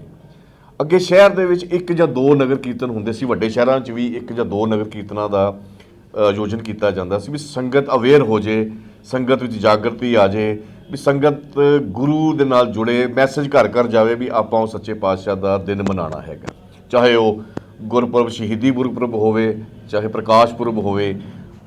ਸਮੇਂ ਦੇ ਅਨੁਸਾਰ ਨਗਰ ਕੀਰਤਨਾਂ ਦਾ ਇੰਨਾ ਕੁ ਖਿਲਾਰਾ ਵਧੀ ਜਾ ਰਿਹਾ, ਹਰ ਗਲੀ ਮਹੱਲੇ ਕੂਚੇ ਦੇ ਵਿੱਚ ਛੋਟੇ ਛੋਟੇ ਨਗਰ ਕੀਰਤਨ ਨਿਕਲਣ ਲੱਗ ਪਏ ਨੇ ਤੇ ਉਹਦੇ ਨਾਲ ਜੋ ਪਹਿਲੀ ਵਾਲੀ ਸਪਿਰਿਟ ਸੀ ਕੌਮ ਦੇ ਵਿੱਚ, ਉਤਸ਼ਾਹ ਸੀ, ਉਹ ਮੇਰਾ ਖਿਆਲ ਬਣਦਾ ਜਾ ਰਿਹਾ, ਡਿਵਾਈਡ ਹੋ ਰਿਹਾ। ਇਹਦੇ ਬਾਰੇ ਜ਼ਰੂਰ ਜਾਣਨਾ ਪਾਓ ਸਾਨੂੰ। ਵਾਹਿਗੁਰੂ ਜੀ ਕਾ ਖਾਲਸਾ, ਵਾਹਿਗੁਰੂ ਜੀ ਕੀ ਫਤਿਹ। ਹੁਣ ਤੱਕ ਜਿੰਨੀ ਸਾਡੀ ਡਿਸਕਸ਼ਨ ਹੋ ਚੁੱਕੀ ਹੈ, ਇਹਦੇ ਬਹੁਤ ਸੋਹਣੇ ਸੋਹਣੇ ਸੁਝਾਅ ਸਾਰਿਆਂ ਦੇ ਨਿਕਲ ਕੇ ਆ ਰਹੇ ਨੇ। ਭਾਈ ਸਾਹਿਬ ਨੇ ਜਿਵੇਂ ਦੱਸਿਆ ਨਗਰ ਕੀਰਤਨ ਕਿਵੇਂ ਸ਼ੁਰੂ ਹੋਇਆ, ਉਹਦੇ 'ਚ ਮੈਂ ਥੋੜ੍ਹਾ ਜਿਹਾ ਪਹਿਲੇ ਗੱਲ ਨੂੰ ਹੋਰ ਅੱਗੇ ਵਧਾ ਦੇਵਾਂ ਵੀ ਜਦੋਂ 6ਵੇਂ ਪਾਤਸ਼ਾਹੀ ਗਵਾਲੀਅਰ ਦੇ ਕਿਲ੍ਹੇ ਵਿੱਚ ਉਹਨਾਂ ਨੂੰ ਕੈਦ ਕੀਤਾ ਹੋਇਆ ਸੀ ਅਤੇ ਸੰਗਤਾਂ ਉਦੋਂ ਉਦਾਸ ਹੋਈਆਂ ਅਤੇ ਉਹਨਾਂ ਨੇ ਉਦੋਂ ਬਾਬਾ ਬੁੱਢਾ ਜੀ ਨਾਲ ਗੱਲ ਕੀਤੀ ਵੀ ਅਸੀਂ ਗੁਰੂ ਸਾਹਿਬ ਦੇ ਦਰਸ਼ਨ ਕਰਨਾ ਚਾਹੁੰਦੇ ਹਾਂ। ਅਤੇ ਉੱਥੋਂ ਫਿਰ ਸੰਗਤਾਂ ਨੇ ਢੋਲਕੀਆਂ ਛੈਣੇ ਲੈ ਕੇ ਅਤੇ ਗੁਰੂ ਸਾਹਿਬ ਦੇ ਉੱਤੇ ਗਏ ਅਤੇ ਉਹ ਪੂਰਾ ਚੱਕਰ ਲਗਾਉਂਦੇ ਜਿੱਥੇ ਗੁਰੂ ਸਾਹਿਬ ਨੂੰ ਗ੍ਰਿਫਤਾਰ ਕੀਤਾ ਹੋਇਆ ਸੀ, ਉਸ ਕਿਲ੍ਹੇ ਦੁਆਲੇ ਪੂਰਾ ਚੱਕਰ ਲਗਾ ਕੇ ਕੀਰਤਨ ਸ਼ਬਦ ਕੀਰਤਨ ਕਰਕੇ ਦੇਗ ਵਰਤਾ ਕੇ ਅਤੇ ਘਰੋਂ ਘਰੀ ਆ ਜਾਂਦੇ ਸੀ। ਇਹ ਵੀ ਇੱਕ ਕੀਰਤਨ ਦਾ ਪ੍ਰਭਾਤ ਫੇਰੀਆਂ ਜਾਂ ਨਗਰ ਕੀਰਤਨ ਦਾ ਰੁਝਾਨ ਇੱਥੋਂ ਵੀ ਸ਼ੁਰੂ ਹੋਇਆ। ਹੋਰ ਵੀ ਕਈ ਕਾਰਨ ਹੋਣਗੇ। ਹੁਣ ਰਹੀ ਗੱਲ ਮੌਜੂਦਾ ਦੌਰ ਦੀ, ਜਿਹੜੀ ਤੁਸੀਂ ਮੈਨੂੰ ਕੁਐਸਚਨ ਕੀਤਾ। ਦੇਖੋ ਭਾਈ ਸਾਹਿਬ, ਜਦੋਂ ਪਹਿਲੇ ਸਮੇਂ ਦੇ ਵਿੱਚ ਸ਼ਹਿਰ ਛੋਟਾ ਸੀ, 1-2 ਗੁਰਦੁਆਰੇ ਮੇਨ ਥੜੇ ਲੁਧਿਆਣੇ 'ਚ ਹੁੰਦੇ ਸੀ ਅਤੇ 1-2 ਨਗਰ ਕੀਰਤਨ ਵੱਡੇ ਰੂਪ 'ਚ ਨਿਕਲਦੇ ਸੀ। ਅਸੀਂ ਛੋਟੇ ਹੁੰਦਿਆਂ ਸਕੂਲੋਂ ਛੁੱਟੀ ਕਰਕੇ ਜਾਂ ਅੱਧਾ ਦਿਨ ਛੁੱਟੀ ਹੁੰਦੀ ਸੀ, ਉਹਦੇ ਭਾਗ ਲੈਣ ਜਾਂਦੇ ਸੀ। ਹੁਣ ਸ਼ਹਿਰ ਵੱਡਾ ਹੋ ਗਿਆ, ਗਲੀ ਗੁਰਦੁਆਰਾ ਸਾਹਿਬ ਬਹੁਤ ਜ਼ਿਆਦਾ ਬਣ ਗਏ ਨੇ, ਹਰ ਗਲੀ 'ਚ ਮਹੱਲੇ 'ਚ ਗੁਰਦੁਆਰਾ ਸਾਹਿਬ ਬਣ ਗਏ ਨੇ। ਤੋ ਸੋ ਉੱਥੇ ਨੈਚੁਰਲੀ ਹਰ ਗੁਰਦੁਆਰਾ ਸਾਹਿਬ ਚਾਹੁੰਦਾ ਹੈ ਵੀ ਉਹਦੇ ਦੀ ਕਮੇਟੀ ਚਾਹੁੰਦੀ ਮੈਂ ਨਗਰ ਕੀਰਤਨ ਕੱਢਾਂ। ਉਹਦਾ ਇਫੈਕਟ ਇਹ ਹੋ ਰਿਹਾ ਵੀ ਉਸ 'ਚ ਬਹੁਤ ਜ਼ਿਆਦਾ ਪੈਸੇ ਦੀ ਦੁਰਵਰਤੋਂ ਹੋ ਰਹੀ ਹੈ, ਸੰਗਤਾਂ ਦਾ ਟਾਈਮ ਖਰਾਬ ਹੋ ਰਿਹਾ, ਆਵਾਜਾਈ 'ਚ ਵਿਘਨ ਪੈ ਰਿਹਾ ਅਤੇ ਗੱਲਬਾਤ ਆਪਣੀ ਹਾਲੇ ਅੱਗੇ ਚੱਲੇਗੀ। ਉਹਦੇ 'ਚ ਆਪਾਂ ਸੁਝਾਅ ਵੀ ਲਵਾਂਗੇ। ਮੇਰਾ ਇਹ ਸੁਝਾਅ ਵੀ ਜਿਵੇਂ ਸਰਾਊਂਡਿੰਗ ਏਰੀਆ 'ਚ 4-4 5-5 ਗੁਰਦੁਆਰੇ ਨੇ, ਅਗਰ ਉਹ ਇਕੱਠੇ ਹੋ ਕੇ ਇੱਕ ਨਗਰ ਕੀਰਤਨ ਇੱਕ ਕੱਢ ਲੈਣ, 4 ਜਾਂ 5 ਇਲਾਕੇ ਇਕੱਠੇ ਹੋ ਕੇ, ਤੇ ਉਹ ਮੈਨੂੰ ਲੱਗਦਾ ਜ਼ਿਆਦਾ ਰਿਜ਼ਲਟ ਵਧੀਆ ਦੇਗਾ। ਸੋ ਸਾਡਾ ਇਹੀ ਵਿਚਾਰ ਹੈ ਜਾਂ ਸਾਡਾ ਇਹ ਮੰਨਣਾ ਹੈ ਵੀ ਅਗਰ ਇਲਾਕੇ ਦੇ 3 ਜਾਂ 4 ਗੁਰਦੁਆਰਾ ਸਾਹਿਬ ਸਰਾਊਂਡਿੰਗ ਜਿਹੜੇ ਨੇੜੇ ਹੈਗੇ ਨੇ, ਉਹ ਇਕੱਠੇ ਹੋ ਕੇ ਨਗਰ ਕੀਰਤਨ ਕੱਢਣ। ਇੱਕ ਗੁਰੂ ਨਾਨਕ ਸਾਹਿਬ ਦਾ ਆਪਣਾ ਨਗਰ ਕੀਰਤਨ ਹੁੰਦਾ ਹੈ, 10ਵੇਂ ਪਾਤਸ਼ਾਹ ਦਾ ਹੁੰਦਾ ਹੈ, ਗੁਰੂ ਤੇਗ ਬਹਾਦਰ ਸਾਹਿਬ ਦਾ ਹੁੰਦਾ ਹੈ। ਤੋ ਅਗਰ ਉਹ ਵੰਡ ਲੈਣ ਵੀ ਅਸੀਂ ਇੱਕ ਗੁਰਦੁਆਰਾ ਸਾਹਿਬ ਕੋਈ ਮੈਂ ਗੁਰੂ ਨਾਨਕ ਸਾਹਿਬ ਦਾ ਨਗਰ ਕੀਰਤਨ ਮੈਂ ਨਿਕਾਲਾਂਗਾ, ਤੇ ਉਹਦੀ ਸਮਾਪਤੀ ਦੂਜੇ ਗੁਰਦੁਆਰਾ ਸਾਹਿਬ ਹੋ ਜਾਵੇ। ਦੂਜੇ ਗੁਰਦੁਆਰਾ ਸਾਹਿਬ ਵਾਲੇ 10ਵੇਂ ਪਾਤਸ਼ਾਹ ਪੁਰਬ ਨਿਕਾਲ ਲੈਣ ਤੇ ਉਹਦੀ ਸਮਾਪਤੀ ਤੀਜੇ ਗੁਰਦੁਆਰਾ ਸਾਹਿਬ ਹੋ ਜਾਵੇ। ਮਤਲਬ ਵੀਰ ਜੀ ਤੁਹਾਡਾ ਕਹਿਣ ਦਾ ਭਾਵ ਹੈ ਵੀ ਆਪਸੀ ਭਾਈਚਾਰਕ ਸਾਂਝ ਵਧੇਗੀ, ਆਪਸੀ ਇਕਜੁੱਟਤਾ ਵਧੇਗੀ ਔਰ ਸੰਗਤ ਨੂੰ ਆਪਣੇ ਗੁਰੂ ਨਾਲ ਜੁੜਨ ਦਾ ਔਰ ਸੇਵਾ ਕਰਨ ਦਾ ਵੱਧ ਤੋਂ ਵੱਧ ਮੌਕਾ ਵੀ ਮਿਲੇਗਾ। ਲੋਕਾਂ ਦੀਆਂ ਜਿਹੜੀਆਂ ਭਾਵਨਾਵਾਂ ਨੇ ਉਹ ਲੋਕਾਂ ਤੱਕ ਪਹੁੰਚਣਗੀਆਂ ਤੇ ਸ਼ਾਇਦ ਅੱਜ ਤੋਂ ਜ਼ਿਆਦਾ ਰਿਜ਼ਲਟ ਅੱਛਾ ਮਿਲ ਸਕੇ। ਬਹੁਤ ਹੀ ਸ਼ਲਾਘਾਯੋਗ ਗੱਲ ਕਹੀ ਹੈ ਸਾਡੇ ਭਾਈ ਸਾਹਿਬ ਨੇ ਬਈ ਵੱਧ ਤੋਂ ਵੱਧ ਸਾਨੂੰ ਇਕਜੁੱਟ ਹੋ ਕੇ ਸਾਰਿਆਂ ਨੂੰ ਨਗਰ ਕੀਰਤਨ ਨੂੰ ਅਸਲੀ ਸਰੂਪ 'ਚ ਲਿਆਉਣ ਦੀ ਕੋਸ਼ਿਸ਼ ਕਰਨੀ ਚਾਹੀਦੀ ਹੈ ਜੀ। ਸੋ ਪ੍ਰਧਾਨ ਜੀ, ਇੱਕ ਬੜਾ ਅਹਿਮ ਸਵਾਲ ਉੱਠ ਰਿਹਾ ਅੱਜ ਕੱਲ੍ਹ ਨਗਰ ਕੀਰਤਨਾਂ ਦੇ ਵਿੱਚ। ਸੇਵਾ ਜਿੱਥੇ ਬਹੁਤ ਕਰਦੀ ਹੈ ਸੰਗਤ, ਲੰਗਰ ਵੀ ਲੱਗਦੇ ਨੇ, ਚਾਹ ਦੇ ਲੰਗਰ ਵੀ ਲੱਗਦੇ ਨੇ, ਪਕੌੜਿਆਂ ਦੇ ਲੰਗਰ ਵੀ ਲੱਗਦੇ ਨੇ, ਹੋਰ ਕਈ ਤਰ੍ਹਾਂ ਦੇ ਪਕਵਾਨਾਂ ਦੇ ਲੰਗਰ ਲੱਗ ਰਹੇ ਨੇ। ਤੇ ਚਲੋ ਸੰਗਤ ਦੇ ਵਿੱਚ ਸ਼ਰਧਾ ਉਤਸ਼ਾਹ ਵੀ ਹੋਣਾ ਚਾਹੀਦਾ ਹੈ ਵੀ, ਪਰ ਕੀ ਹੁੰਦਾ ਹੈ ਵੀ ਨਗਰ ਕੀਰਤਨਾਂ 'ਚ ਅਸੀਂ ਇੰਨਾ ਕੁਝ ਕਰਨ ਦੇ ਬਾਵਜੂਦ ਵੀ ਸੇਵਾ ਵੀ ਕਰਨੀ ਹੈ, ਗੁਰੂ ਨੂੰ ਸਜਦਾ ਵੀ ਕਰਨਾ ਹੈ, ਪਰ ਜਦੋਂ ਨਗਰ ਕੀਰਤਨ ਆਪਣੇ ਅਗਲੇ ਪੜਾਅ ਵੱਲ ਵੱਧਦਾ ਜਾਂਦਾ ਹੈ, ਪਿੱਛੇ ਗੰਦਗੀ ਦੇ ਢੇਰ ਲੱਗੇ ਜਾ ਰਹੇ ਨੇ। ਡਿਸਪੋਜ਼ੇਬਲ ਦੇਖੋ ਪਲੇਟਸ ਹੈ, ਗਲਾਸ ਹੈ, ਕਾਫੀ ਖਿਲਾਰਾ ਹੁੰਦਾ ਹੈ। ਇਹ ਵੀ ਇੱਕ ਬੜੀ ਨਮੋਸ਼ੀ ਦਾ ਕਾਰਨ ਬਣ ਰਿਹਾ ਅੱਜ ਕੱਲ੍ਹ ਵੀ এনवायरमेंट ਨੂੰ ਵੀ ਨੁਕਸਾਨ ਪਹੁੰਚਦਾ ਹੈਗਾ ਔਰ ਸੰਗਤ ਜਿਹੜੀ ਅੱਗੇ ਤਾਂ ਸਵਾਈ ਕਰ ਰਹੀ ਹੁੰਦੀ ਨਗਰ ਕੀਰਤਨ 'ਚ, ਪਿੱਛੇ ਵੱਲ ਕੋਈ ਧਿਆਨ ਹੀ ਨਹੀਂ ਦਿੰਦਾ ਹੈਗਾ। ਉਹ ਵੀ ਇੱਕ ਬੜਾ ਅਹਿਮ ਮੁੱਦਾ ਹੈ ਜੀ। ਉਹਦੇ ਬਾਰੇ ਦੱਸੋ ਵੀ ਗੁਰਦੁਆਰਾ ਪ੍ਰਬੰਧਕ ਕਮੇਟੀਆਂ ਨੂੰ, ਖਾਸ ਕਰਕੇ ਸਰਾਭਾ ਨਗਰ ਦੀ ਜਿਹੜੀ ਗੁਰਦੁਆਰਾ ਕਮੇਟੀ ਹੈ, ਉਹ ਇਹਦੇ ਵਾਸਤੇ ਕੀ ਅਵੇਅਰਨੈਸ ਵਾਸਤੇ, ਸੰਗਤਾਂ ਨੂੰ ਜਾਗਰੂਕ ਕਰਨ ਵਾਸਤੇ ਕੀ ਕਰ ਰਹੀ ਹੈ? ਵੀਰ ਜੀ ਇੱਦਾਂ ਹੈ ਕਿ ਸਾਡੇ ਜਦੋਂ ਵੀ ਨਗਰ ਕੀਰਤਨ ਕੱਢਿਆ ਜਾਂਦਾ ਹੈ, ਅਸੀਂ ਉਸ ਤੋਂ ਪਹਿਲਾਂ 15 ਦਿਨ ਪਹਿਲਾਂ ਸਾਡੀ ਕਮੇਟੀ ਦੀ ਪ੍ਰੋਪਰ ਇੱਕ ਮੀਟਿੰਗ ਹੁੰਦੀ ਹੈ। ਉਹਦੇ ਵਿੱਚ ਅਸੀਂ ਜਿੰਨੇ ਵੀ ਜਿਸ ਰੂਟ ਤੇ ਨਗਰ ਕੀਰਤਨ ਜਾਣਾ ਹੁੰਦਾ ਹੈ, ਉਹਦਾ ਇੱਕ ਮੈਪ ਬਣਦਾ ਹੈ, ਉਹਦਾ ਨਕਸ਼ਾ ਬਣਦਾ ਹੈ ਜੀ। ਉਸ ਤੋਂ ਬਾਅਦ ਅਸੀਂ ਸੰਗਤ ਨੂੰ ਇਹ ਪਤਾ ਹੈ, ਸਰਾਭਾ ਨਗਰ ਦੀ ਸੰਗਤ ਨੂੰ, ਕਿ ਜਿਨ੍ਹਾਂ ਨੇ ਸਟਾਲ ਲਾਣੇ ਨੇ ਉਹ ਆ ਕੇ ਆਪਣੀ ਚਿੱਠੀ ਪੱਤਰ ਰਾਹੀਂ ਸਾਨੂੰ ਗੁਰਦੁਆਰਾ ਸਾਹਿਬ ਨੂੰ ਆ ਕੇ ਦੱਸਦੇ ਨੇ ਕਿ ਅਸੀਂ ਇੱਥੇ ਸਟਾਲ ਲਾਣਾ ਚਾਹੁੰਦੇ ਹਾਂ। ਅਸੀਂ ਫਿਰ ਉਹਨਾਂ ਨੂੰ ਪਰਮਿਸ਼ਨ ਦਿੰਦੇ ਹਾਂ ਕਿ ਤੁਸੀਂ ਸਟਾਲ ਲਾ ਲਓ ਜੀ, ਔਰ ਸਟਾਲ ਰਿਪੀਟ ਨਾ ਹੋਣ। ਹਰ ਚੀਜ਼ ਦਾ ਬਰੀਕੀ ਦੇ ਨਾਲ ਹਰ ਚੀਜ਼ ਦੇਖੀ ਜਾਂਦੀ ਹੈ। ਅਸੀਂ ਇੱਕ ਹੋਰ ਚੀਜ਼ ਇੱਥੇ ਬੜੀ ਇੰਪੋਰਟੈਂਟ ਹੈ, ਗੁਰਦੁਆਰਾ ਸ਼੍ਰੀ ਗੁਰੂ ਸਿੰਘ ਸਭਾ ਸਰਾਭਾ ਨਗਰ, ਅਸੀਂ ਇੱਥੇ ਇੱਕ ਰੂਟ ਜਿਹੜਾ ਬਣਾਉਂਦੇ ਆ, ਉਹਦੇ ਵਿੱਚ ਅਸੀਂ ਲਾਸਟ ਦੇ ਵਿੱਚ 2 ਗੱਡੀਆਂ ਐਸੀਆਂ ਰੱਖਦੇ ਆ ਜੀ, 2 ਵੈਨਾਂ ਰੱਖਦੇ ਆ, 2 ਟੈਂਪੂ ਰੱਖਦੇ ਆ ਜਾਂ ਕਹਿ ਲਓ ਕਿ ਜਿਹਦੇ ਵਿੱਚ 5-6 ਬੰਦੇ ਹੁੰਦੇ ਨੇ ਔਰ ਵੱਡੇ ਜਿਹੜੇ ਗਾਰਬੇਜ ਦੇ ਗੰਦਗੀ ਦੇ ਲਿਫਾਫੇ ਲੈ ਕੇ ਨਾਲ ਚੱਲਦੇ ਨੇ। ਜਿੱਥੇ ਵੀ ਕੋਈ ਕਿਸੇ ਨੇ ਕੱਪ ਸੁੱਟਿਆ, ਕੋਈ ਪਲੇਟ ਸੁੱਟੀ ਹੈ, ਕੋਈ ਕਿਸੇ ਨੇ ਕੋਈ ਮਤਲਬ ਰਸਦ ਉਹਦੇ ਕੋਲ ਡਿੱਗ ਗਈ ਹੈ, ਕੁਝ ਹੋ ਗਿਆ, ਉਹਦੇ ਵਿੱਚ ਪ੍ਰੋਪਰ ਪਾਏ ਜਾਂਦੇ ਨੇ ਔਰ ਗੱਡੀਆਂ ਦੇ ਵਿੱਚ ਲੋਡ ਕੀਤੇ ਜਾਂਦੇ ਨੇ। ਔਰ ਗੱਡੀ ਜਦੋਂ ਭਰ ਜਾਂਦੀ ਹੈ ਉਹਨੂੰ ਫਟਾਫਟ ਜਾ ਕੇ ਖਾਲੀ ਵੀ ਕੀਤਾ ਜਾਂਦਾ ਹੈ ਔਰ ਬਿਲਕੁਲ ਇੰਨੀ ਸਫਾਈ ਆ। ਔਰ ਇਸ ਵਾਰੀ ਵੀ ਗੁਰੂ ਨਾਨਕ ਦੇਵ ਜੀ ਦੇ ਸੱਚੇ ਪਾਤਸ਼ਾਹ ਜੀ ਦਾ ਜਿਹੜਾ ਗੁਰਪੁਰਬ ਅਸੀਂ ਮਨਾਇਆ, ਉਸ ਤੋਂ ਪਹਿਲਾਂ ਜਿਹੜਾ ਨਗਰ ਕੀਰਤਨ ਕੱਢਿਆ, ਉਹਦੇ ਵਿੱਚ ਸਾਨੂੰ ਸੰਗਤ ਨੇ ਆ ਕੇ ਬੜੀ ਇਹ ਚੀਜ਼ ਦੀ ਪ੍ਰੇਰਨਾ ਵੀ ਦਿੱਤੀ ਔਰ ਬੜਾ ਵਧੀਆ ਵੀ ਸਾਡੇ ਵਾਸਤੇ ਕਿਹਾ ਕਿ ਗੁਰਦੁਆਰਾ ਸ਼੍ਰੀ ਗੁਰੂ ਸਿੰਘ ਸਭਾ ਨੇ ਜਿਹੜਾ ਐਤਕੀ ਨਗਰ ਕੀਰਤਨ ਕੱਢਿਆ ਹੈ ਔਰ ਸਫਾਈ ਦਾ ਬਹੁਤ ਹੀ ਵਧੀਆ ਰੁਝਾਨ ਹੈ। ਮਤਲਬ ਕਹਿਣ ਦਾ ਭਾਵ ਹੈ ਸਾਰੀ ਰੋਡਸ ਵੀ ਕਲੀਨ ਰਹੀਆਂ ਤੇ ਸੰਗਤਾਂ ਨੇ ਖੁਦ ਸੇਵਾ ਕੀਤੀ ਹੈ। ਹਾਂਜੀ। ਇੱਥੋਂ ਦੇ ਜਿਹੜੇ ਸਾਡੇ ਗੁਰਦੁਆਰਾ ਸਾਹਿਬ ਦੇ ਜਿਹੜੇ ਸੇਵਾਦਾਰ ਨੇ ਉਹ ਵੀ ਨਾਲ ਚੱਲਦੇ ਨੇ। ਜੇ ਕਿਤੇ ਮਾੜੀ ਮੋਟੀ ਹੋਰ ਵੀ ਚੀਜ਼ ਰਹਿ ਜਾਂਦੀ ਹੈ, ਅਸੀਂ ਅਸ਼ੋਰੈਂਸ ਕਰਦੇ ਹਾਂ ਕਿ ਉਹ ਵੀ ਬਿਲਕੁਲ ਸਾਫ਼ ਹੋ ਜਾਏ। ਸੋ ਸੰਗਤ ਜੀ, ਬਹੁਤ ਸੋਹਣੀ ਗੱਲ ਸਰਦਾਰ ਜਸਪਾਲ ਸਿੰਘ ਨੇ ਦੱਸੀ ਹੈ ਵੀ ਇਸ ਤਰ੍ਹਾਂ ਦਾ ਜਿਹੜੇ ਕਾਰਜ ਹੈਗੇ ਨੇ ਉਹ ਸਾਨੂੰ ਸੇਵਾ ਦੇ ਸੰਕਲਪ ਨਾਲ ਜਿੱਥੇ ਜੋੜਦੇ ਨੇ, ਉੱਥੇ ਸਾਨੂੰ ਆਪਣਾ ਆਲੇ ਦੁਆਲੇ ਨੂੰ ਸਾਫ਼ ਸੁਥਰਾ ਰੱਖਣ ਵਿੱਚ ਵੀ ਪ੍ਰੇਰਣਾ ਕਰਦੇ ਨੇ। ਸਰਦਾਰ ਹਰਜੀਤ ਸਿੰਘ ਜੀ, ਇੱਕ ਵਾਰੀ ਤੁਹਾਨੂੰ ਅਸੀਂ ਫੇਰ ਸਟੂਡੀਓ 'ਚ ਸੰਗਤ ਦੇ ਸਾਹਮਣੇ ਰੂਬਰੂ ਕਰਨ ਜਾ ਰਹੇ ਹਾਂ। ਨਗਰ ਕੀਰਤਨਾਂ ਦੇ ਵਿੱਚ ਬੜੀ ਤੇਜ਼ੀ ਨਾਲ ਸਿਆਸੀਕਰਨ ਹੋ ਰਿਹਾ ਅੱਜ ਕੱਲ੍ਹ। ਗੁਰੂ ਦੀ ਜਸ ਗਾਣ ਨਾਲੋਂ ਪੋਲੀਟੀਕਲ ਲੀਡਰਾਂ ਦੀ ਜਿਹੜੀ ਆਮਦ ਹੈ ਬੜੀ ਤੇਜ਼ੀ ਨਾਲ ਵਿੱਚ ਵੱਧ ਰਹੀ ਹੈ ਨਗਰ ਕੀਰਤਨਾਂ ਦੇ ਵਿੱਚ। ਔਰ ਸੱਚੇ ਪਾਤਸ਼ਾਹ ਰਹਿਮਤ ਕਰਨ, ਜਿੱਥੇ ਅਸੀਂ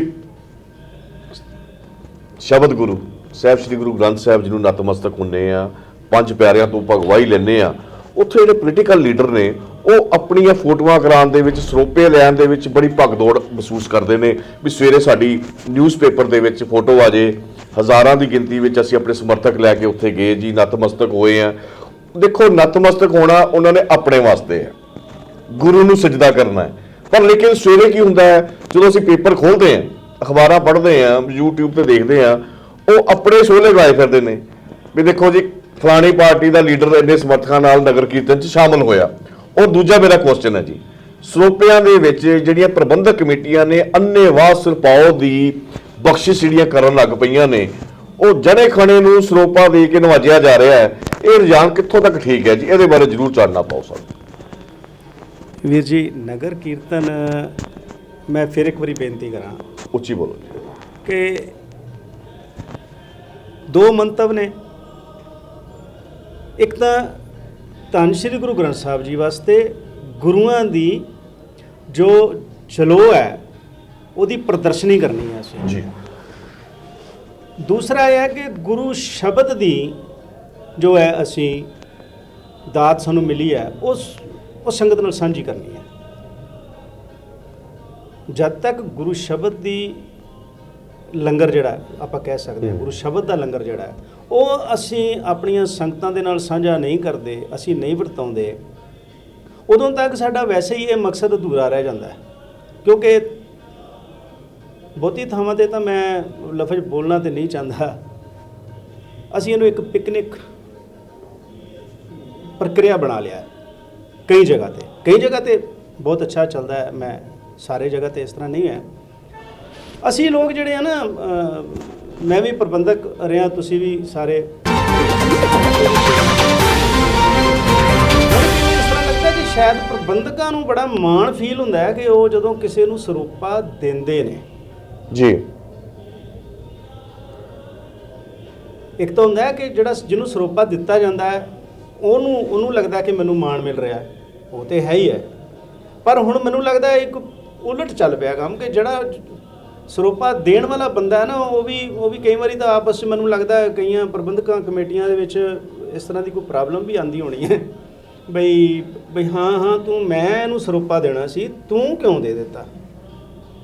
ਸਾਡੀ ਜਿਹੜੀ ਸੋਚ ਹੈ ਨਾ ਉਹ ਪਤਲੀ ਹੋ ਗਈ ਹੈ ਨਿੱਜੀ ਸਵਾਰਥਾਂ ਵਾਸਤੇ। ਨਹੀਂ, ਤੁਸੀਂ ਇਹਨੂੰ ਮੰਨਦੇ ਹੋ ਵੀ ਵਾਕਈ ਧੜੀਬੰਦੀ ਦਾ ਵੀ ਰੁਝਾਨ ਤੇਜ਼ੀ ਨਾਲ ਉੱਭਰ ਰਿਹਾ ਵਿੱਚ? ਵੀਰ ਜੀ, ਜੇ ਧੜੇਬੰਦੀਆਂ ਨਾ ਹੋਣ ਤੇ ਮੈਨੂੰ ਦੱਸੋ ਨਾ, ਹਰ ਗੁਰਦੁਆਰਾ ਇੱਕ ਟਰਾਲੀ ਗੁਰੂ ਗ੍ਰੰਥ ਸਾਹਿਬ ਜੀ ਦਾ ਪ੍ਰਕਾਸ਼ ਕਰਕੇ ਪਿੱਛੇ 4 ਬੱਚੇ 4 ਬੀਬੀਆਂ ਲੈ ਕੇ ਤੋ ਨਗਰ ਕੀਰਤਨ ਦੇ ਰੂਪ ਦੇ ਵਿੱਚ ਅੱਗੇ ਬੈਂਡ ਬਾਜਿਆਂ ਵਾਲੇ ਜਿਹੜੇ ਬੀੜੀਆਂ ਪੀਂਦੇ ਆ ਜੀ ਉਹ ਰਸਤੇ ਵਿੱਚ, ਉਹਨਾਂ ਨੂੰ ਅਸੀਂ ਅੱਗੇ ਲਾਇਆ, ਅੱਗੇ ਹਾਥੀ ਲਾਤਾ।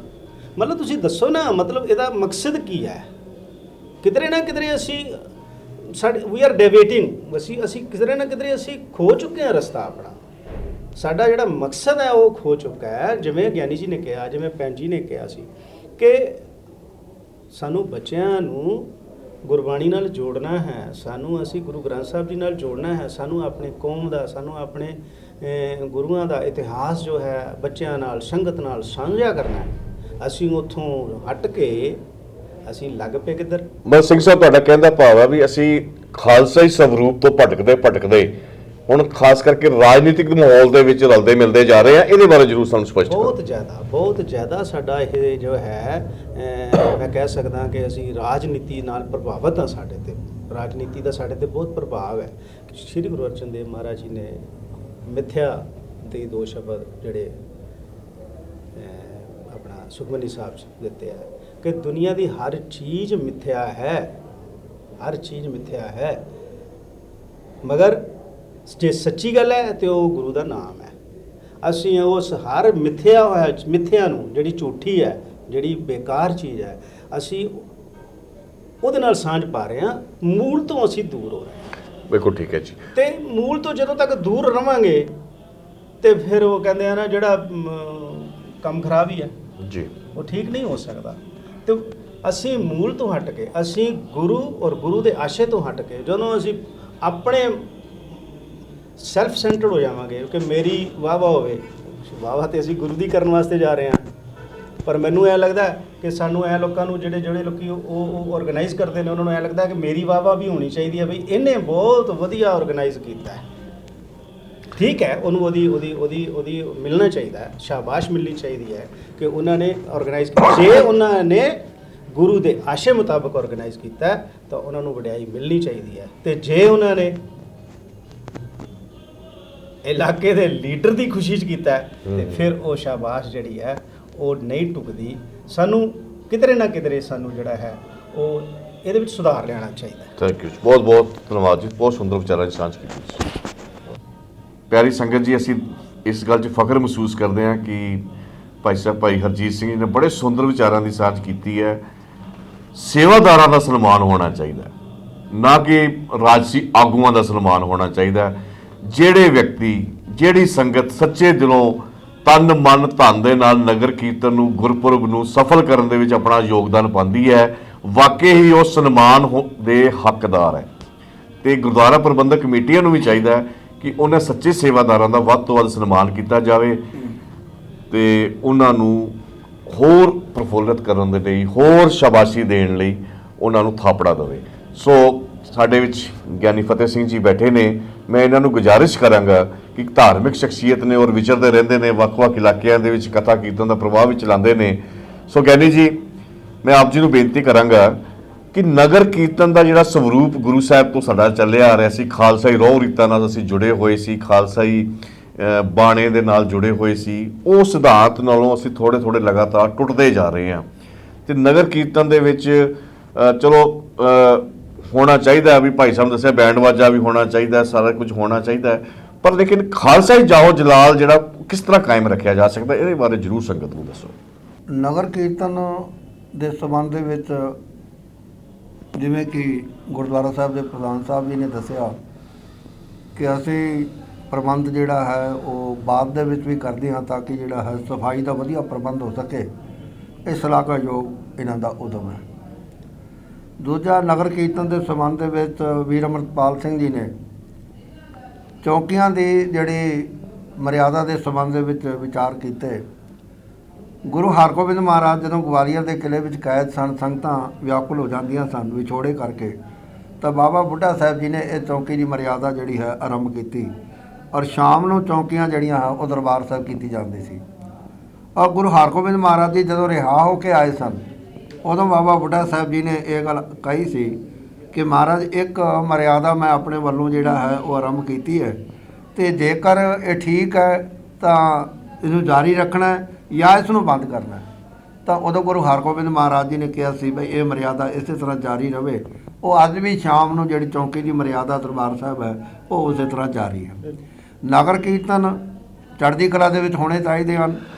ਨਗਰ ਕੀਰਤਨਾਂ ਦੇ ਵਿੱਚ ਸਿੱਖ ਨੂੰ ਵੇਖਿਆ ਉਹਨੂੰ ਚਾਅ ਚੜ੍ਹਦਾ, ਖੁਸ਼ੀ ਹੁੰਦੀ ਹੈ।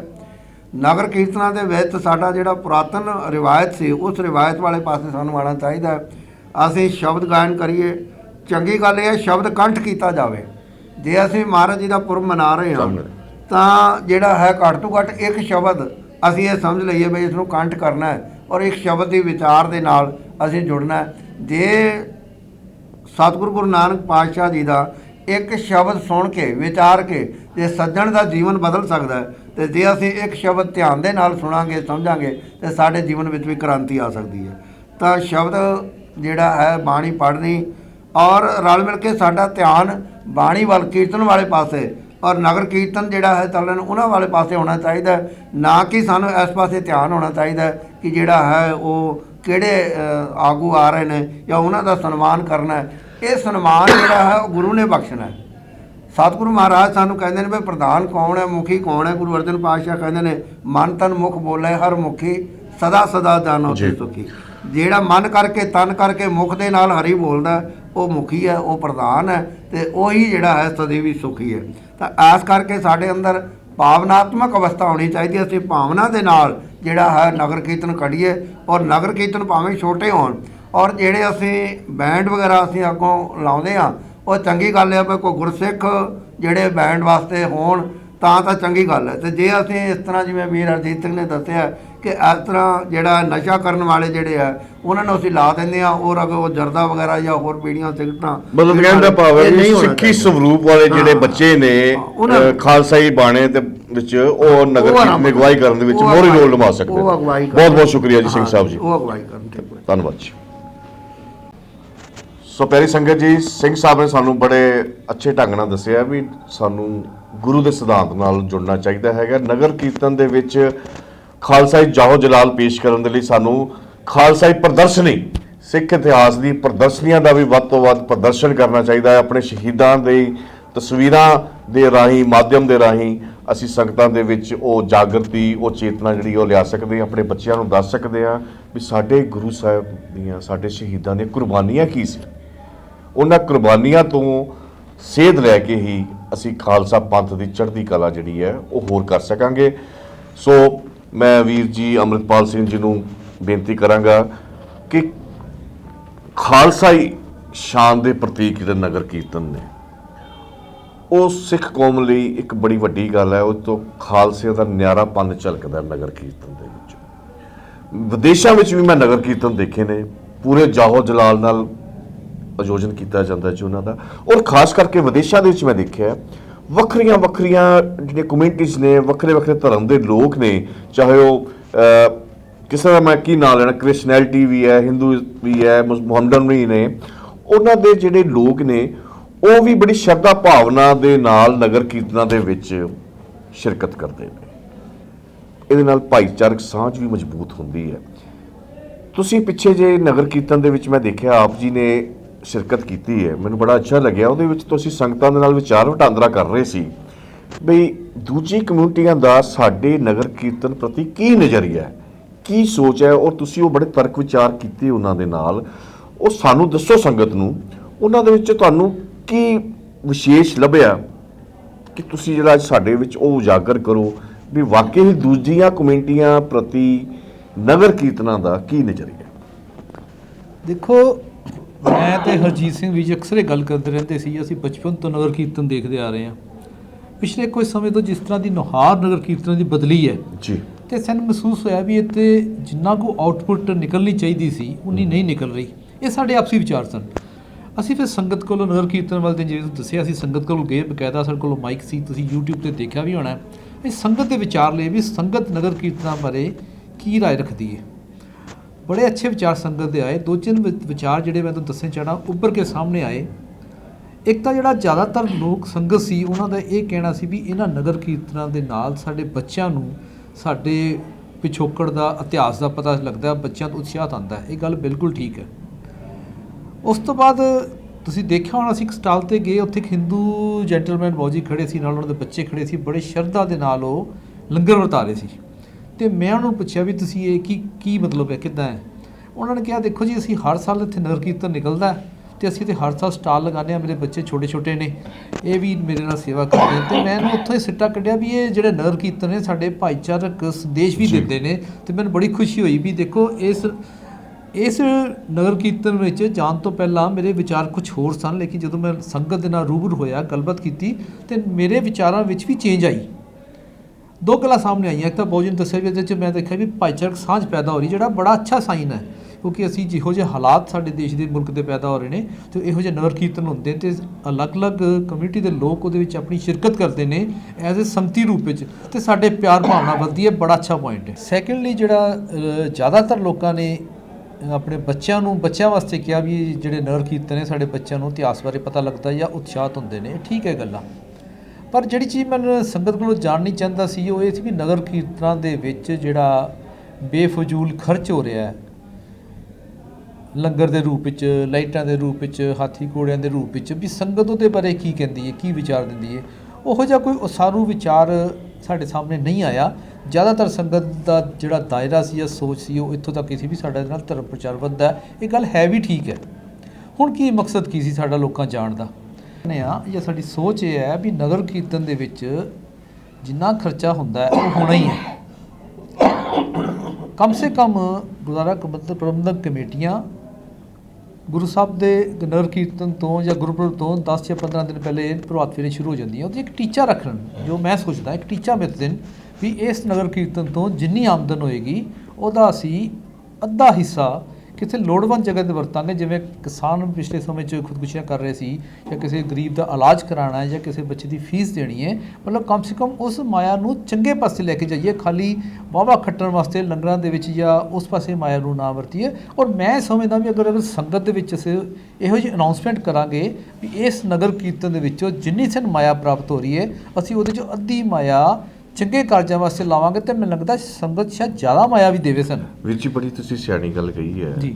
ਬਈ ਨਗਰ ਕੀਰਤਨ 'ਚ ਜਿਹੜਾ ਦਸਵੰਧ ਇਕੱਠਾ ਹੁੰਦਾ ਹੈਗਾ ਸੰਗਤੀ ਤੌਰ ਤੇ, ਜੀ। ਜੇ ਗੁਰਦੁਆਰਾ ਕਮੇਟੀਆਂ ਸਾਰੀਆਂ ਹੀ ਰਲ ਕੇ ਫੈਸਲਾ ਕਰ ਲੈਣ ਵੀ ਅਸੀਂ ਉਹਨੂੰ ਕਮਿਊਨਿਟੀ ਦੀ ਹੈਲਥ ਵਾਸਤੇ, ਐਜੂਕੇਸ਼ਨ ਵਾਸਤੇ, ਜਾਂ ਭਲੇ ਦੇ ਕਾਰਜ ਕੋਈ ਵੀ ਹੋ ਸਕਦਾ ਉਹਦੇ ਵਿੱਚ ਲਗਾਇਆ ਜਾਵੇ, ਉਹਦੀ ਇੰਸ਼ੋਰੈਂਸ ਦਿੱਤੀ ਜਾਵੇ, ਇਹਦੇ ਪ੍ਰਤੀ ਇੱਕ ਅਵੇਅਰਨੈਸ ਮੁਹਿੰਮ ਚਲਾਉਣ ਦੀ ਲੋੜ ਹੈ, ਜਾਗਰੂਕ ਮੁਹਿੰਮ ਚਲਾਉਣ ਦੀ ਲੋੜ ਹੈ। ਤੁਸੀਂ ਸਮਝਦੇ ਵੀ ਗੁਰਦੁਆਰਾ ਪ੍ਰਬੰਧਕ ਕਮੇਟੀਆਂ ਦੇ ਪ੍ਰਧਾਨ ਇਹਦੇ ਨਾਲ ਸਹਿਮਤ ਹੋ ਜਾਣਗੇ? ਦੇਖੋ, ਜਿਹੜਾ ਮੇਰਾ ਆਪਣਾ ਐਕਸਪੀਰੀਅੰਸ ਹੋਇਆ ਉਹ ਤਾਂ ਹੁਣ ਸਾਰੀ ਗੱਲ ਮੈਂ ਤੁਹਾਡੇ ਨਾਲ ਨਹੀਂ ਚੈਨਲ ਤੇ ਕਰ ਸਕਦਾ, ਵਧੀਆ ਨਹੀਂ ਹੋਇਆ।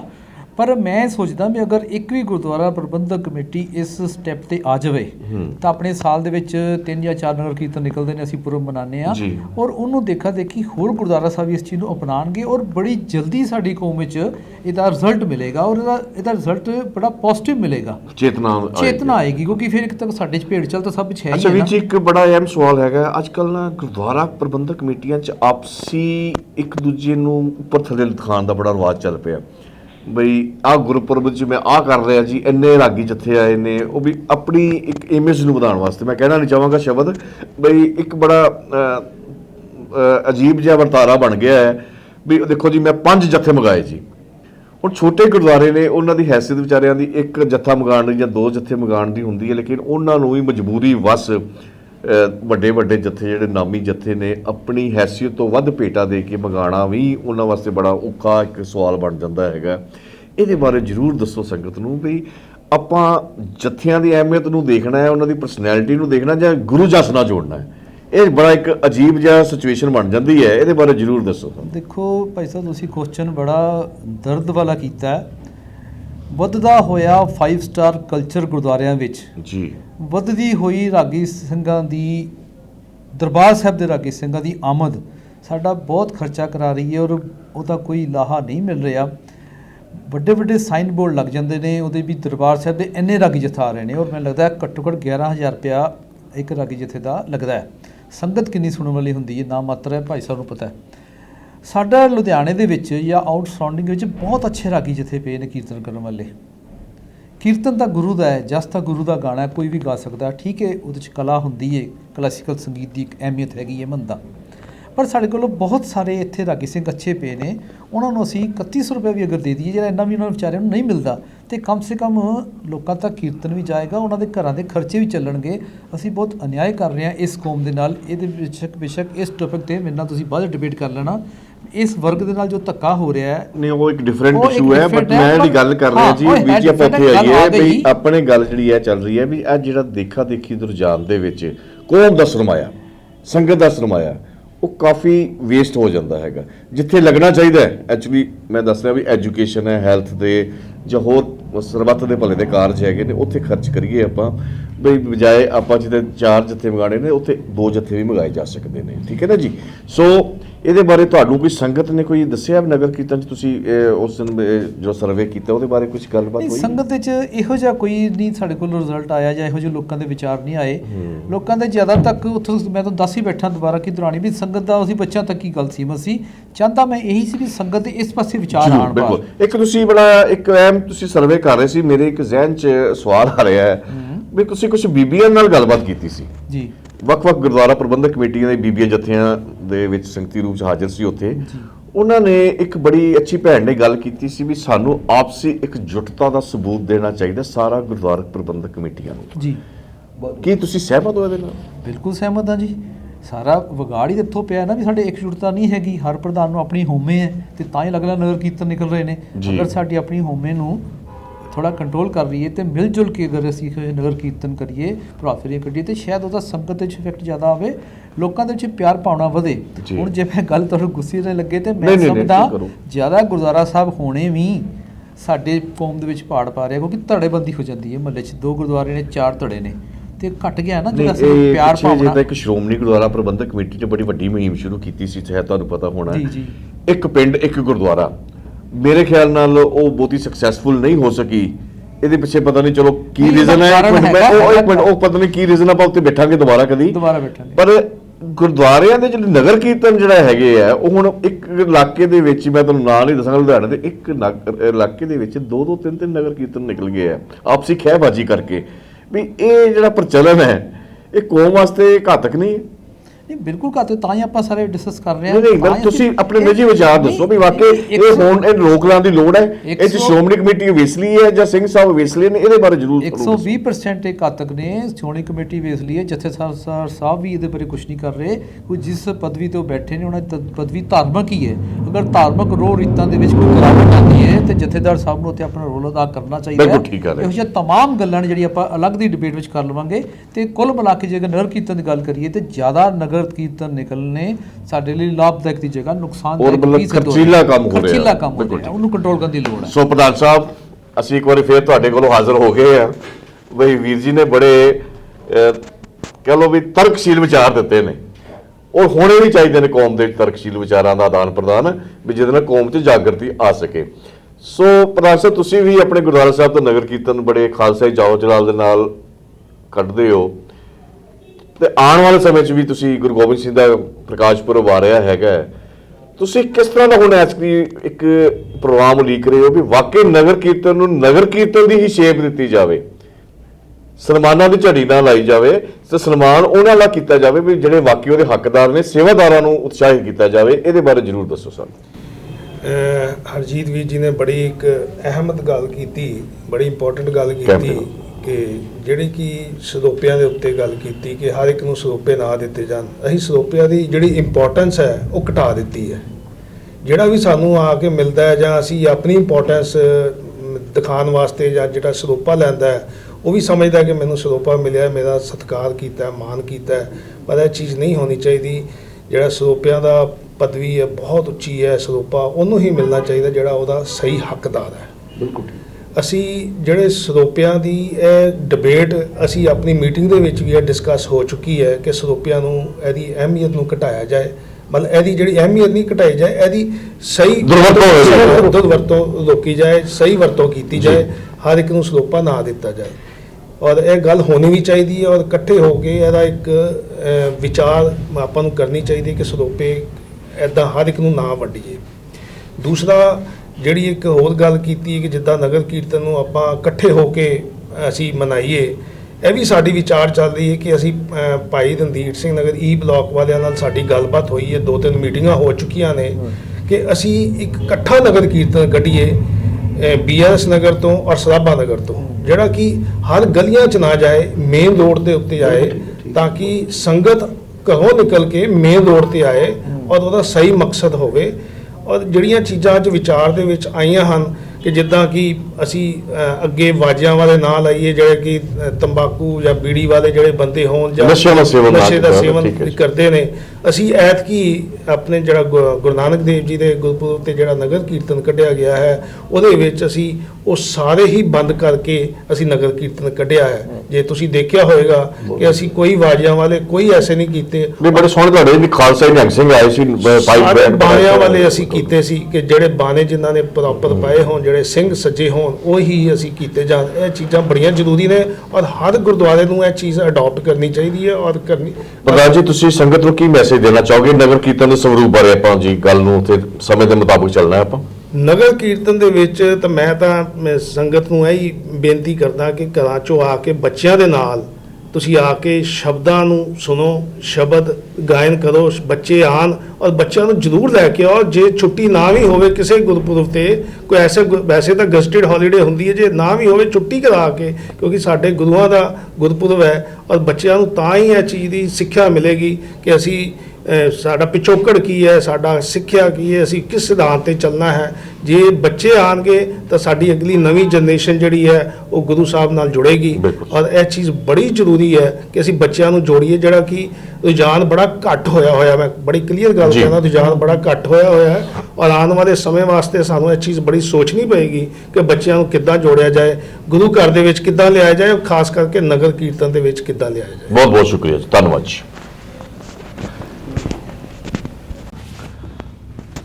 ਬਹੁਤ ਬਹੁਤ ਧੰਨਵਾਦ ਸਰਦਾਰ ਜਸਪਾਲ ਸਿੰਘ ਜੀ ਦਾ, ਪ੍ਰਧਾਨ ਸਾਹਿਬ ਦਾ, ਜਿਨ੍ਹਾਂ ਨੇ ਬੜੇ ਸੁੰਦਰ ਵਿਚਾਰਾਂ ਦੀ ਸਾਂਝ ਕੀਤੀ ਹੈ ਔਰ ਦੱਸਿਆ ਹੈਗਾ ਬਈ ਗੁਰਦੁਆਰਾ ਪ੍ਰਬੰਧਕ ਕਮੇਟੀਆਂ ਆਪਸੀ ਇਕਜੁੱਟਤਾ ਦਾ ਪ੍ਰਮਾਣ ਦੇਣ, ਨਗਰ ਕੀਰਤਨ ਦੀ ਅਹਿਮੀਅਤ ਨੂੰ ਸਮਝਣ ਤੇ ਸੰਗਤਾਂ ਨੂੰ ਵੱਧ ਤੋਂ ਵੱਧ ਪ੍ਰੇਰਿਤ ਕਰਨ ਵੀ ਆਪਾਂ ਗੁਰੂ ਸਾਹਿਬ ਦੇ ਦਿਨ ਤਿਹਾੜੇ ਜਿਹੜੇ ਆ ਉਹ ਕਿਸ ਤਰ੍ਹਾਂ ਮਨਾਉਣੇ ਨੇ ਔਰ ਕਿਸ ਤਰ੍ਹਾਂ ਸੇਵਾ ਦਾ ਸੰਕਲਪ ਨਾਲ ਜੋੜਨਾ ਹੈ। ਦੁਨਿਆਵੀ ਵਿਖਾਵੇ ਦੀ ਜਗ੍ਹਾ ਸਾਨੂੰ ਸੇਵਾ ਦੇ ਸੰਕਲਪ ਨਾਲ ਜੁੜਨ ਦੀ ਲੋੜ ਹੈ ਔਰ ਨਗਰ ਕੀਰਤਨ ਦੀ ਅਹਿਮੀਅਤ ਨੂੰ ਸਮਝਣ ਦੀ ਲੋੜ ਹੈ।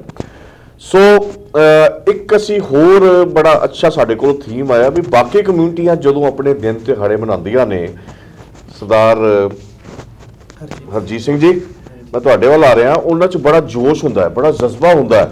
ਉਹ ਕਈ ਦਿਨਾਂ ਤੋਂ ਪਹਿਲੇ ਤਿਆਰੀਆਂ ਸ਼ੁਰੂ ਕਰ ਦਿੰਦੇ ਨੇ ਵੀ ਅਸੀਂ ਅੱਜ ਰਾਮਨੌਮੀ ਦੀ ਝਾਕੀ ਕੱਢਣੀ ਹੈ ਜੀ, ਅਸੀਂ ਆਹ ਕਰਨਾ। ਕ੍ਰਿਸਚੈਨਿਟੀ ਦੇਖੋ, ਕ੍ਰਿਸਚਨ ਲੋਕ ਨੇ ਉਹ ਆਪਣਾ ਦਿਨ ਕਿੰਨਾ ਵੱਡਾ ਮਨਾਉਂਦੇ ਨੇ, ਈਸਟਰ ਦਾ, ਠੀਕ ਹੈ ਜੀ, ਉਹ ਬੜੀ ਤਿਆਰੀ ਨਾਲ ਜੋਸ਼ ਨਾਲ ਮਨਾਉਂਦੇ ਨੇ। ਪਰ ਸਾਡੇ ਵੱਲ ਦੇਖਿਆ ਜਾਵੇ ਅਸੀਂ ਅਵੇਸਲੇ ਹੋ ਰਹੇ ਹਾਂ ਦਿਨ ਪ੍ਰਤੀ ਦਿਨ, ਵੀ ਸਾਡੇ 'ਚੋਂ ਚਾਹਤ ਘੱਟ ਹੁੰਦੀ ਜਾ ਰਹੀ ਹੈ। ਜਿਸ ਦਿਨ ਨਗਰ ਕੀਰਤਨ ਹੁੰਦਾ ਹੈ ਉਸ ਦਿਨ ਵੀ ਸਾਡੇ ਵਿੱਚੋਂ, ਜਿੱਦਾਂ ਪ੍ਰਧਾਨ ਸਾਹਿਬ ਨੇ ਦੱਸਿਆ, ਵੀ ਬਹੁਤੀ ਸੰਗਤ ਜਿਹੜੀ ਹੈ ਉਹ ਆਪਣੇ ਕਾਰੋਬਾਰਾਂ ਵਿੱਚ, ਆਪਣੀਆਂ ਨੌਕਰੀਆਂ ਵਿੱਚ ਜੁਟੀ ਰਹਿੰਦੀ ਹੈ। ਵੀ ਘੱਟੋ ਘੱਟ ਸਾਲ ਦੇ ਅਸੀਂ 2-3 ਦਿਨ ਤਾਂ ਕੱਢ ਲਈਏ ਵੀ ਅੱਛੇ ਢੰਗ ਦੇ ਨਾਲ ਗੁਰੂ ਨੂੰ ਸਮਰਪਿਤ ਹੋ ਜਾਈਏ, ਗੁਰੂ ਨੂੰ ਸਿਜਦਾ ਕਰ ਸਕੀਏ, ਗੁਰੂ ਦੀ ਸੋਚ ਨਾਲ ਜੁੜੀਏ, ਗੁਰੂ ਦੀ ਪ੍ਰਚਾਰ ਕਰੀਏ ਸਿਧਾਂਤਾਂ ਦਾ, ਵੀ ਆਪਣੇ ਬੱਚਿਆਂ ਨੂੰ ਦਸੀਏ ਵੀ ਸਾਡੇ ਵਾਸਤੇ ਉਹਨਾਂ ਨੇ ਕਿੰਨਾ ਕੁਝ ਕੀਤਾ ਤੇ ਅਸੀਂ ਕੀ ਕਰਨ ਜੋਗੇ ਹੈਗੇ ਆ। ਸੋ ਇਹਦੇ ਬਾਰੇ ਸਾਨੂੰ ਜ਼ਰੂਰ ਆਪਣੇ ਵਿਚਾਰ ਦੱਸੋ, ਸੰਗਤ ਨਾਲ ਮੈਸੇਜ ਦਿਓ ਵੀ ਉਹ ਆਉਣ ਵਾਲੇ ਸਮੇਂ ਦੇ ਵਿੱਚ ਕਿਸ ਤਰ੍ਹਾਂ ਲਾਹਾ ਲੈ ਸਕਣ ਜੀ। ਬੇਟਾ ਇੱਧਰ ਕਰੋ ਕੈਮਰਾ। ਵੀਰ ਜੀ, ਨਗਰ ਕੀਰਤਨ ਅਸੀਂ ਸੰਗਤ ਨੂੰ ਗੁਰੂ ਨਾਲ ਤੇ ਆਪਣੇ ਪੰਥ ਨੂੰ, ਆਪਣੀ ਕੌਮ ਨਾਲ ਜੋੜਨ ਵਾਸਤੇ ਇੱਕ ਸੰਦੇਸ਼ ਦੇਣਾ ਹੁੰਦਾ ਹੈ। ਇਹ ਇੱਕ ਤਰ੍ਹਾਂ ਨਾਲ ਚੇਤਨਾ ਮਾਰਚ ਨੇ, ਜਿਹਦੇ ਨਾਲ ਅਸੀਂ ਇਹ ਸੰਦੇਸ਼ ਦੇਣਾ ਹੈ ਵੀ ਤੁਸੀਂ ਕਿਸੇ ਵੀ ਤਰੀਕੇ ਜਿਹੜਾ ਹੈ ਨਾ ਕੌਮ ਔਰ ਪੰਥ ਦੇ ਦਾਇਰੇ ਵਿੱਚ ਰਹੋ। ਪਰ ਹੁੰਦਾ ਕੀ ਪਿਆ ਕਿ ਅਸੀਂ ਟੋਟਲੀ ਜਿਹੜਾ ਹੈ ਨਾ, ਮਤਲਬ ਜਿਵੇਂ ਕਹਿੰਦੇ ਨਾ ਇੱਕ ਪ੍ਰੋਡਕਟ ਹੁੰਦਾ, ਇੱਕ ਬਾਈ ਪ੍ਰੋਡਕਟ ਹੁੰਦਾ। ਅਸੀਂ ਪ੍ਰੋਡਕਟ ਨੂੰ ਛੱਡ ਕੇ ਅਸੀਂ ਬਾਈ ਪ੍ਰੋਡਕਟਸ ਨੂੰ ਪਕੜ ਲਿਆ। ਬਾਈ ਪ੍ਰੋਡਕਟਸ ਕੀ ਹੈ? ਅਸੀਂ ਲੰਗਰ ਦੇ ਪਿੱਛੇ ਬਹੁਤ ਜ਼ਿਆਦਾ ਚੱਲ ਪਏ। ਉਸ ਲੰਗਰ ਨੂੰ ਸਾਨੂੰ ਮਾਣ ਹੈ, ਧੰਨ ਸ਼੍ਰੀ ਗੁਰੂ ਨਾਨਕ ਦੇਵ ਮਹਾਰਾਜ ਨੇ ਸਾਨੂੰ ਇਹ ਲੰਗਰ ਦੀ ਜੋ ਦਾਤ ਬਖਸ਼ੀ ਤੇ ਉਸ ਨੂੰ ਸਾਡੇ ਅੱਗੋਂ ਆਉਣ ਵਾਲੇ ਗੁਰੂ ਸਾਹਿਬਾਨ ਨੇ ਉਹਨੂੰ ਬੜਾ ਅੱਛੇ ਤਰੀਕੇ ਨਾਲ ਸਾਡੇ ਵਿੱਚ ਚਲਾਇਆ ਹੈ ਔਰ ਅੱਜ ਤੱਕ ਚੱਲ ਰਿਹਾ। ਪਰ ਮੈਨੂੰ ਲੱਗਦਾ ਕਿਧਰੇ ਨਾ ਕਿਧਰੇ ਸਾਨੂੰ ਇਸ ਚੀਜ਼ ਦਾ ਹੁਣ ਮਾਣ ਕਰਨ ਦੀ ਤਾਂ ਠੀਕ ਹੈ, ਸਾਨੂੰ ਹੁਣ ਹੰਕਾਰ ਹੋ ਚੁੱਕਾ ਹੈ ਕਿ ਸਿੱਖ ਕੌਮ ਜਿਹੜੀ ਹੈ ਉਹ ਲੰਗਰਾਂ ਵਾਲੀ ਕੌਮ ਬਣ ਗਈ ਹੈ। ਸਾਨੂੰ ਹੰਕਾਰ ਹੋ ਚੁੱਕਾ ਹੈ। ਅਰੇ ਬਈ 10-10 ਗਾਇ ਦੇ ਉੱਤੇ ਅਗਰ ਅਸੀਂ ਸਟਾਲ ਲਗਾ ਰਹੇ ਹਾਂ ਨਗਰ ਕੀਰਤਨ ਤੇ, ਉਹਦਾ ਮੈਨੂੰ ਨਹੀਂ ਲੱਗਦਾ ਕੋਈ ਯੂਟਿਲਿਟੀ ਹੈ। ਨਹੀਂ, ਮੇਰਾ ਸਿੰਘ ਸਾਹਿਬ ਸਵਾਲ ਇਹ ਆ ਰਿਹਾ ਹੈਗਾ ਵੀ ਦੂਸਰੀਆਂ ਕਮਿਊਨਿਟੀਆਂ ਦੇ ਮੁਕਾਬਲੇ ਸਾਡੀ ਕੌਮ ਅਵੇਸਲੀ ਕਿਉਂ ਹੋ ਰਹੀ ਹੈ ਆਪਣੇ ਦਿਨ ਤਿਉਹਾਰਾਂ ਨੂੰ ਮਨਾਉਣ ਦੇ ਵਿੱਚ? ਇਹਦੇ ਬਾਰੇ ਜ਼ਰੂਰ ਸਾਨੂੰ ਮੈਸੇਜ ਦਿਓ। ਮੈਂ ਵੀ ਜੀ ਉਹੀ ਕਹਿਣਾ ਚਾਹੁੰਦਾ ਕਿ ਸਾਡੀ ਕੌਮ ਜਿਹੜੀ ਹੈ ਨਾ, ਬਾਕੀ ਜਿਹੜਾ ਮੂਲ ਕੰਮ ਹੈ ਉਹਦੇ ਵੱਲ ਨਹੀਂ ਜਾ ਰਹੀ। ਉਹਨਾਂ ਨੂੰ ਇਹ ਲੱਗਦਾ ਕਿ ਸ਼ਾਇਦ ਅਸੀਂ ਲੰਗਰ ਵਰਤਾ ਕੇ ਆਪਣੇ ਆਪ ਨੂੰ ਅਸੀਂ ਅੱਛਾ ਸ਼ੋਅ ਕਰ ਰਹੇ ਹਾਂ। ਉਹਨਾਂ ਨੂੰ ਖਾਲਸਾਈ ਜਾਹੋ ਜਲਾਲ ਦਿਖਾਉਣ ਵਾਸਤੇ, ਸ਼੍ਰੀ ਗੁਰੂ ਗ੍ਰੰਥ ਸਾਹਿਬ ਜੀ ਦੀ, ਸਾਡੇ ਗੁਰੂਆਂ ਦੀ ਜੋ ਸਿੱਖਿਆਵਾਂ ਨੇ ਉਹਨਾਂ ਦਾ ਜਲਵਾ ਦਿਖਾਉਣ ਵਾਸਤੇ, ਉਹਨਾਂ ਦੀ ਝਲਕ ਦਿਖਾਉਣ ਵਾਸਤੇ ਇਹ ਜੋ ਪ੍ਰੋਗਰਾਮ ਐਕਚੁਅਲ 'ਚ ਹੋਣੇ ਚਾਹੀਦੇ ਆ। ਐਕਚੁਅਲ 'ਚ ਕਿ ਸੰਗਤ ਨੂੰ ਕਿਸੇ ਤਰੀਕੇ ਅਸੀਂ ਗੁਰੂ ਗ੍ਰੰਥ ਸਾਹਿਬ ਬਾਰੇ ਦੱਸ ਸਕੀਏ, ਆਪਣੇ ਇਤਿਹਾਸ ਬਾਰੇ ਦੱਸ ਸਕੀਏ। ਪਰ ਉਹਦੇ ਉਲਟ ਅਸੀਂ ਹੋਰ ਕੰਮ ਕਰੀ ਜਾ ਰਹੇ ਹਾਂ। ਜਿਵੇਂ ਮੈਂ ਤੁਹਾਨੂੰ ਪਹਿਲਾਂ ਕਿਹਾ ਕਿ ਕੋਈ ਹਾਥੀ ਲਿਜਾਣਾ ਜਾਂ ਅੱਗੇ ਗਲਤ ਤਰੀਕੇ ਨਾਲ ਬੈਂਡ ਬਾਜੇ ਵਾਲਿਆਂ ਨੂੰ ਲਿਜਾਣਾ ਜਾਂ ਹੋਰ ਮਤਲਬ ਟਰਾਲੀਆਂ। ਅਸੀਂ ਧਰਮ ਨੂੰ ਛੱਡ ਕੇ ਧਾਰਮਿਕ ਕਰਮ ਕਰਨ ਵਿੱਚ ਜੁਝ ਗਏ ਹਾਂ। ਧਾਰਮਿਕ ਕਰਮ ਜਿਹੜੇ ਨੇ ਉਹ ਦਿਖਾਵੇ ਵਾਲੇ ਹੋ ਗਏ ਸਾਡੇ। ਅਸੀਂ ਧਰਮ ਨਹੀਂ ਕਰ ਰਹੇ, ਅਸੀਂ ਕਰਮ ਕਰ ਰਹੇ ਹਾਂ। ਉਹ ਕਰਮ ਕਿਹੜੇ ਨੇ? ਕਰਮਕਾਂਡ ਬਣਦੇ ਜਾਂਦੇ ਆ ਸਾਡੇ। ਅਸੀਂ ਟੋਟਲ ਐਂਡ ਟੋਟਲ ਜੋ ਧਰਮ ਸਾਨੂੰ ਕਹਿੰਦਾ ਹੈ, ਅਸੀਂ ਉਹਦੇ ਤੋਂ ਹਟ ਕੇ ਜਿਹੜਾ ਧਰਮ ਜਿਹੜੀਆਂ ਚੀਜ਼ਾਂ ਤੋਂ ਰੋਕਦਾ ਉਹਨਾਂ ਚੀਜ਼ਾਂ 'ਚ ਅਸੀਂ ਫਸ ਚੁੱਕੇ ਹਾਂ। ਅਸੀਂ ਆਪਣੀ ਪਰਸਨਲ ਕਹਿ ਲਓ ਵਡਿਆਈ ਵਾਸਤੇ ਜਾਂ ਉਸ ਕਰ ਰਹੇ ਹਾਂ। ਤਾਂ ਮਤਲਬ ਅਸੀਂ ਗੁਰੂ ਦੀ ਵਡਿਆਈ, ਹੁਣ ਹੋਣੀ ਤੇ ਚਾਹੀਦੀ ਹੈ ਕਿ ਗੁਰੂ ਗ੍ਰੰਥ ਸਾਹਿਬ ਜੀ ਦਾ ਅਸੀਂ ਨਗਰ ਕੀਰਤਨ ਜਦ ਕਰਦੇ ਹਾਂ, ਗੁਰੂ ਗ੍ਰੰਥ ਸਾਹਿਬ ਜੀ ਦੀ ਅਗਵਾਈ ਹੇਠ ਕਰਦੇ ਹਾਂ, ਮਗਰ ਅਸੀਂ ਮਾਣ ਔਰ ਸਨਮਾਨ ਕਿਹਨੂੰ ਦੇ ਰਹੇ ਹਾਂ? ਕਿਸੇ ਇਲਾਕੇ ਦੇ ਕਿਸੇ MLA ਨੂੰ ਦੇ ਰਹੇ ਹਾਂ, ਕਿਸੇ ਪ੍ਰਧਾਨ ਨੂੰ ਦੇ ਰਹੇ ਹਾਂ, ਜਾਂ ਕਿਸੇ ਲੀਡਰ ਨੂੰ ਦੇ ਰਹੇ ਹਾਂ, ਜਾਂ ਵਗੈਰਾ ਵਗੈਰਾ, ਕਿਸੇ ਗਾਇਕ ਨੂੰ ਦੇ ਰਹੇ ਹਾਂ, ਕਿਸੇ ਸੈਲੀਬ੍ਰਿਟੀ ਨੂੰ ਦੇ ਰਹੇ ਹਾਂ। ਗੁਰੂ ਅਰੇ ਸਤਿਕਾਰ ਤੋਂ ਸਿਰਫ ਇੱਕੋ ਇੱਕ ਧੰਨ ਸ਼੍ਰੀ ਗੁਰੂ ਗ੍ਰੰਥ ਸਾਹਿਬ ਜੀ ਦਾ ਹੈ। ਮੇਰਾ ਤੁਹਾਡਾ ਕਾਹਦਾ ਸਤਿਕਾਰ ਹੈ? ਅਸੀਂ ਤੇ ਉਹਦੇ ਦਾਸ ਹਾਂ ਨਾ। ਤਾਂ ਸੰਗਤ ਜਦ ਤੱਕ ਦਾਸ ਬਣ ਕੇ ਉਹਦੇ ਵਿੱਚ ਆਪਣੀ ਸ਼ਮੂਲੀਅਤ ਨਹੀਂ ਕਰੇਗੀ ਔਰ ਗੁਰੂ ਦੇ ਨਾਮ ਨਾਲ ਜੁੜ ਕੇ ਔਰ ਗੁਰੂ ਸ਼ਬਦ ਦੇ ਆਸਰੇ ਹੇਠ ਜੁੜ ਕੇ ਅਗਰ ਅਸੀਂ ਉਸ ਨਗਰ ਕੀਰਤਨ ਦੀ ਅਸੀਂ ਕਹਿ ਲਓ ਉਹਨੂੰ ਅਸੀਂ ਨਹੀਂ ਆਰਗੇਨਾਈਜ਼ ਕਰਦੇ ਤਾਂ ਫਿਰ ਅਸੀਂ ਭੁੱਲੇ ਹੋਏ ਹਾਂ। ਠੀਕ ਹੈ ਜੀ, ਬਹੁਤ ਬਹੁਤ ਸ਼ੁਕਰੀਆ ਸਿੰਘ ਸਾਹਿਬ ਤੁਹਾਡਾ ਜੀ। ਸੋ ਸਾਡੇ ਸੰਗਤ ਜੀ, ਸਾਡੇ ਦਰਮਿਆਨ ਇੱਕ ਵਾਰੀ ਫੇਰ ਗਿਆਨੀ ਫਤਿਹ ਸਿੰਘ ਜੀ ਹਾਜ਼ਰ ਨੇ। ਤੋਂ ਸਮੇਂ ਦੀ ਨਜ਼ਰ ਨੂੰ ਦੇਖਦੇ ਹੋਏ ਅਸੀਂ ਇਹਨਾਂ ਨੂੰ ਬੇਨਤੀ ਕਰਾਂਗੇ ਥੋੜ੍ਹੇ ਜਿਹੇ ਸ਼ਬਦਾਂ ਦੇ ਵਿੱਚ ਸੰਗਤ ਨੂੰ ਕੋਈ ਚੰਗਾ ਮੈਸੇਜ ਦਿਓ ਕਿ ਆਉਣ ਵਾਲੇ ਸਮੇਂ ਦੇ ਵਿੱਚ ਨਗਰ ਕੀਰਤਨ ਨੂੰ ਚੰਗਾ ਸਵਰੂਪ ਦਿੱਤਾ ਜਾ ਸਕੇ, ਇਹਦੀ ਅਹਿਮੀਅਤ ਨੂੰ ਸਮਝਿਆ ਜਾ ਸਕੇ। ਇਹਦੇ ਬਾਰੇ ਸਾਨੂੰ ਜ਼ਰੂਰ ਦੱਸੋ।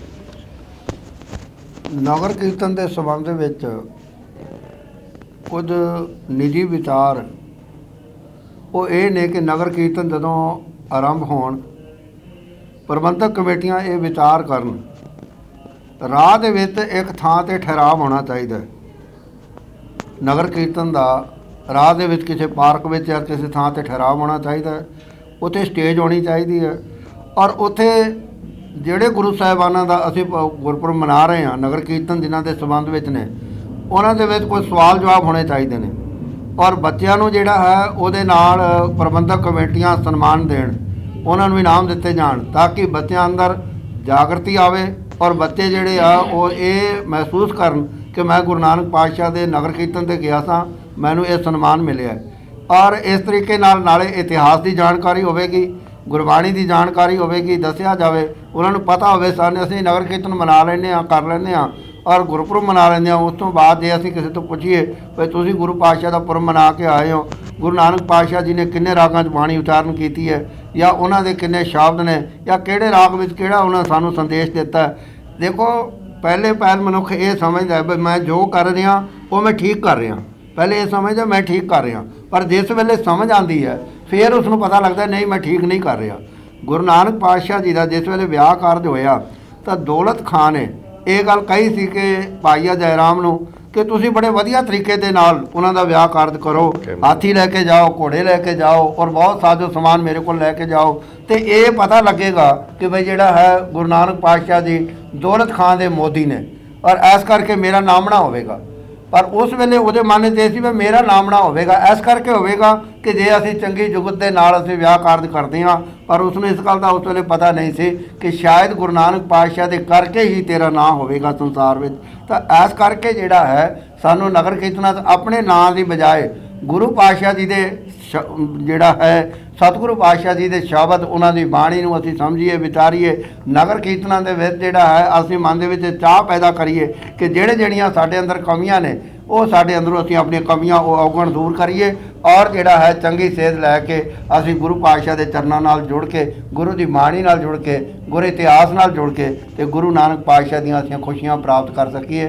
ਤਾਂ ਨਗਰ ਕੀਰਤਨ ਦਾ ਇਹ ਪ੍ਰਯੋਜਨ ਅਗਰ ਸਾਡਾ ਬਣ ਜਾਏ ਤਾਂ ਫਿਰ ਸਾਨੂੰ ਜਿਹੜਾ ਹੈ ਨਗਰ ਕੀਰਤਨਾਂ ਦੀ ਬਹੁਤ ਹੀ ਖੁਸ਼ੀਆਂ ਚਾਅ ਤੇ ਹੋਮ ਹੁਮਾ ਕੇ, ਇਹ ਨਹੀਂ ਮੈਂ ਉਤਸ਼ਾਹ ਦੀ ਕੋਈ ਕਮੀ ਨਹੀਂ ਹੈ, ਉਤਸ਼ਾਹ ਬਹੁਤ ਹੈ, ਪਰ ਉਹ ਜਿਹੜੀ એનર્ਜੀ ਹੈ ਉਹ ਅਸੀਂ ਜਿਹੜਾ ਹੈ ਜ਼ਿਆਦਾ ਖਰਚ ਜਿਹੜਾ ਹੈ ਦੂਜੇ ਪਾਸੇ ਕਰ ਰਹੇ ਹਾਂ। ਉਹ ਸਾਨੂੰ ਜਿਹੜਾ ਹੈ ਆਪਣੀ એનર્ਜੀ ਨੂੰ ਗੁਰੂ ਪਾਤਸ਼ਾਹ ਦੇ ਜੀਵਨ ਬਾਰੇ ਔਰ ਉਹਨਾਂ ਦੇ ਜਿਹੜੀ ਜੀਵਨ ਦੀ ਜਾਤ ਹੈ ਉਸ ਜੀਵਨ ਜਾਤ ਵਾਲੇ ਪਾਸੇ ਲੈ ਜਾਈਏ ਤਾਂ ਨਗਰ ਕੀਰਤਨਾਂ ਦਾ ਸਾਨੂੰ ਬਹੁਤ ਬਹੁਤ ਲਾਭ ਪ੍ਰਾਪਤ ਹੋ ਸਕਦਾ ਜੀ। ਧੰਨਵਾਦ ਜੀ। ਲੋ ਜੀ ਆਈਏ ਪਕੜ। ਸੋ ਪਿਆਰੀ ਸਾਧ ਸੰਗਤ ਜੀ, ਤੁਸੀਂ ਹੁਣੇ ਹੀ ਗੁਣਾ ਭਰੀ ਸਾਂਝ ਕੀਤੀ ਹੈ ਗਿਆਨੀ ਫਤਿਹ ਸਿੰਘ ਜੀ ਦੇ ਨਾਲ ਔਰ ਬੜੀ ਅੱਛੀ ਗੱਲ ਦੱਸੀ ਹੈ ਵੀ ਸਾਨੂੰ ਆਪਣੇ ਵਿਰਸੇ ਨਾਲ, ਇਤਿਹਾਸ ਨਾਲ ਔਰ ਗੁਰਬਾਣੀ ਨਾਲ ਜੁੜਨਾ ਚਾਹੀਦਾ ਹੈ। ਨਗਰ ਕੀਰਤਨ ਦੀ ਮਹੱਤਤਾ ਨੂੰ ਉਜਾਗਰ ਕਰਨ ਦੇ ਲਈ ਇਸ ਗੱਲਾਂ ਬਹੁਤ ਜ਼ਰੂਰੀ ਨੇ ਔਰ ਖਾਸ ਕਰਕੇ ਮੈਂ ਸਾਰੀਆਂ ਗੁਰਦੁਆਰਾ ਪ੍ਰਬੰਧਕ ਕਮੇਟੀਆਂ ਨੂੰ ਅਪੀਲ ਕਰਦਾ ਕਿ ਸ਼੍ਰੋਮਣੀ ਗੁਰਦੁਆਰਾ ਪ੍ਰਬੰਧਕ ਕਮੇਟੀ ਵੱਲੋਂ ਵੱਡੀ ਪੱਧਰ ਤੇ ਹਰ ਗੁਰੂ ਸਾਹਿਬਾਨ ਨਾਲ ਸੰਬੰਧਿਤ ਧਾਰਮਿਕ ਲਿਟਰੇਚਰ ਜਿਹੜਾ ਹੈ ਉਹ ਪ੍ਰਿੰਟ ਕਰਾਇਆ ਜਾਂਦਾ ਹੈਗਾ ਔਰ ਕਾਫੀ ਗਿਣਤੀ ਦੇ ਵਿੱਚ ਇਹ ਜਿਹੜਾ ਲਿਟਰੇਚਰ ਹੈ ਸਾਨੂੰ ਖੁਦ ਹਰ ਸੰਗਤ ਨੂੰ ਇੱਕ ਸੇਵਾਦਾਰ ਵਜੋਂ ਆਪਣੇ ਬੱਚਿਆਂ ਨੂੰ ਉਹ ਡਿਸਟ੍ਰੀਬਿਊਟ ਕਰਨਾ ਚਾਹੀਦਾ ਔਰ ਨਗਰ ਕੀਰਤਨ 'ਚ ਵੰਡਣਾ ਚਾਹੀਦਾ ਹੈਗਾ ਵੀ ਤਾਂ ਕਿ ਉਹਨਾਂ ਨੂੰ ਉਸ ਈਵੈਂਟ ਬਾਰੇ, ਉਸ ਗੁਰੂ ਸਾਹਿਬਾਨ ਬਾਰੇ ਉਹਦੀ ਜੀਵਨੀ ਜਿਹੜੀ ਹੈ ਉਹ ਸਪਸ਼ਟ ਹੋ ਸਕੇ ਵੀ ਉਹਨਾਂ ਨੇ ਕੀ ਸਾਡੇ ਲਈ ਕੀਤਾ ਤੇ ਸਾਨੂੰ ਕੀ ਸਿੱਖਿਆਵਾਂ ਦਿੱਤੀਆਂ। ਇਹ ਬੜਾ ਜ਼ਰੂਰੀ ਹੈ। ਪਰ ਇਹ ਜਿਹੜਾ ਲਿਟਰੇਚਰ ਹੈ ਉਹ ਸਹੀ ਹੱਥਾਂ ਵਿੱਚ ਜਾਣ ਦੀ ਇੱਕ ਰੀਤ ਵੀ ਗੁਰਦੁਆਰਾ ਪ੍ਰਬੰਧਕ ਕਮੇਟੀਆਂ ਨੂੰ ਚਲਾਉਣੀ ਪਵੇਗੀ। ਉਹ ਕਿਤੇ ਇਹ ਨਾ ਹੋਵੇ ਵੀ ਉਹ ਜਿਹੜਾ ਲਿਟਰੇਚਰ ਛਪਿਆ ਹੋਇਆ ਸਾਡੇ ਸਟੋਰਾਂ ਦੇ ਵਿੱਚ ਬੰਦ ਹੋ ਕੇ ਰਹਿ ਜਾਵੇ। ਇਹਦੇ ਪ੍ਰਤੀ ਵੀ ਅਸੀਂ ਆਉਣ ਵਾਲੇ ਸਮੇਂ 'ਚ ਸੰਗਤਾਂ ਨੂੰ ਇੱਕ ਬੜੀ ਵੱਡੀ ਇੱਕ ਚੇਤਨਾ ਭਰੀ ਜਾਣਕਾਰੀ ਲੈ ਕੇ ਆਵਾਂਗੇ। ਵੀਰ ਜੀ ਨਾਲ ਸਾਡੀ ਵੀ ਗੱਲਬਾਤ ਕਰਾਂਗੇ ਆਉਣ ਵਾਲੇ ਸਮੇਂ 'ਚ ਵੀ। ਹੁਣ ਧਾਰਮਿਕ ਲਿਟਰੇਚਰ ਹੈ ਜਿਹੜਾ ਪਰਸਨੈਲਿਟੀ ਹੈ ਜਾਂ ਹੋਰ ਲੋਕ ਨੇ ਉਹ ਬੜਾ ਹਰ ਆਪਣੀ ਕਮਿਊਨਿਟੀ ਨੂੰ ਦੇ ਰਹੇ ਨੇ, ਬੱਸ ਸਟੈਂਡ 'ਤੇ ਵੀ ਦੇ ਰਹੇ ਨੇ, ਰੇਲਵੇ ਸਟੇਸ਼ਨ 'ਤੇ ਵੀ ਦਿੰਦੇ ਨੇ, ਅਵੇਅਰਨੈਸ ਲਿਆ ਰਹੇ ਨੇ।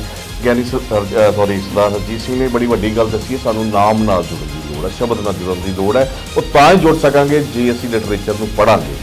ਸੋ ਵੀਰ ਅੰਮ੍ਰਿਤਪਾਲ ਜੀ ਨੂੰ ਮੇਰੀ ਬੇਨਤੀ ਹੈ ਵੀ ਅੱਜ ਜਿਹੜੀ ਅਸੀਂ ਇਹ ਗੱਲਬਾਤ ਕੀਤੀ ਹੈ ਔਰ ਤੁਸੀਂ ਵੀ ਕਾਫੀ ਖੋਜ ਭਰਪੂਰ ਗੱਲਾਂ ਤੁਹਾਨੂੰ ਦੱਸੀਆਂ ਨੇ। ਆਉਣ ਵਾਲੇ ਸਮੇਂ ਦੇ ਵਿੱਚ ਸੰਗਤ ਨੂੰ ਕੀ ਮੈਸੇਜ ਦਿੰਦੇ ਹੋ ਵੀ ਨਗਰ ਕੀਰਤਨ ਦਾ ਸੁਚਾਰੂ ਢੰਗ ਨਾਲ ਜਿਹੜਾ ਆਯੋਜਨ ਉਹ ਕਿਸ ਢੰਗ ਨਾਲ ਹੋ ਸਕੇ, ਇਹਦੇ ਬਾਰੇ ਸ਼ਬਦ ਦੱਸੋ ਸਰ। ਦੇਖੋ ਕਿ ਹੁਣ ਤੱਕ ਬਹੁਤ ਗੱਲ ਹੋ ਚੁੱਕੀ ਹੈ, ਸਾਨੂੰ ਸਮੇਂ ਦਾ ਹਾਣੀ ਬਣਨਾ ਪਵੇਗਾ ਜੀ। ਗੁਰੂ ਸਾਹਿਬ ਵੱਲੋਂ ਜੋ ਪਰੰਪਰਾਵਾਂ ਪਾਈਆਂ ਉੱਤੇ ਪਹਿਰਾ ਦੇਣਾ ਪਵੇਗਾ। ਕੁਝ ਪਰੰਪਰਾਵਾਂ ਅਸੀਂ ਖੁਦ ਜਿਹੜੀਆਂ ਪਾਈਆਂ ਉਹ ਸਮੇਂ ਦੇ ਨਾਲ ਉਹ ਖਤਮ ਹੋ ਗਈਆਂ, ਨਵੀਆਂ ਪਰੰਪਰਾਵਾਂ ਨੂੰ ਯਾਦ ਕਰਨਾ ਪਵੇਗਾ।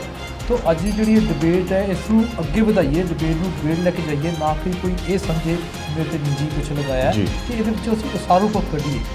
ਉਸਾਰੂ ਬਹੁਤ ਗੱਲਾਂ ਸਾਹਮਣੇ ਆਈਆਂ ਨੇ, ਇੱਕ ਗੱਲ ਦੀ ਵਧੀਆ ਡਿਬੇਟ ਹੋਈ ਆਪਣੀ ਸਾਰੀ। ਤਾਂ ਮੈਂ ਸਾਰਿਆਂ ਨੂੰ ਕਹਾਂਗਾ ਇਸ ਗੱਲ ਨੂੰ ਜੋ ਅੱਜ ਸ਼ੁਰੂ ਕੀਤੀ ਹੈ ਸਰਵਿਸ 'ਚ ਲੈ ਕੇ ਆਈਏ, ਇਹਦੇ ਵਿੱਚ ਕੁਝ ਚੰਗਾ ਕੱਢੀਏ ਤੇ ਉਗਣਾ ਨੂੰ ਛੱਡੀਏ। ਤਾਂ ਮੇਰੀ ਤਾਂ ਇਹੀ ਸਾਰਿਆਂ ਨੂੰ ਬੇਨਤੀ ਹੈ।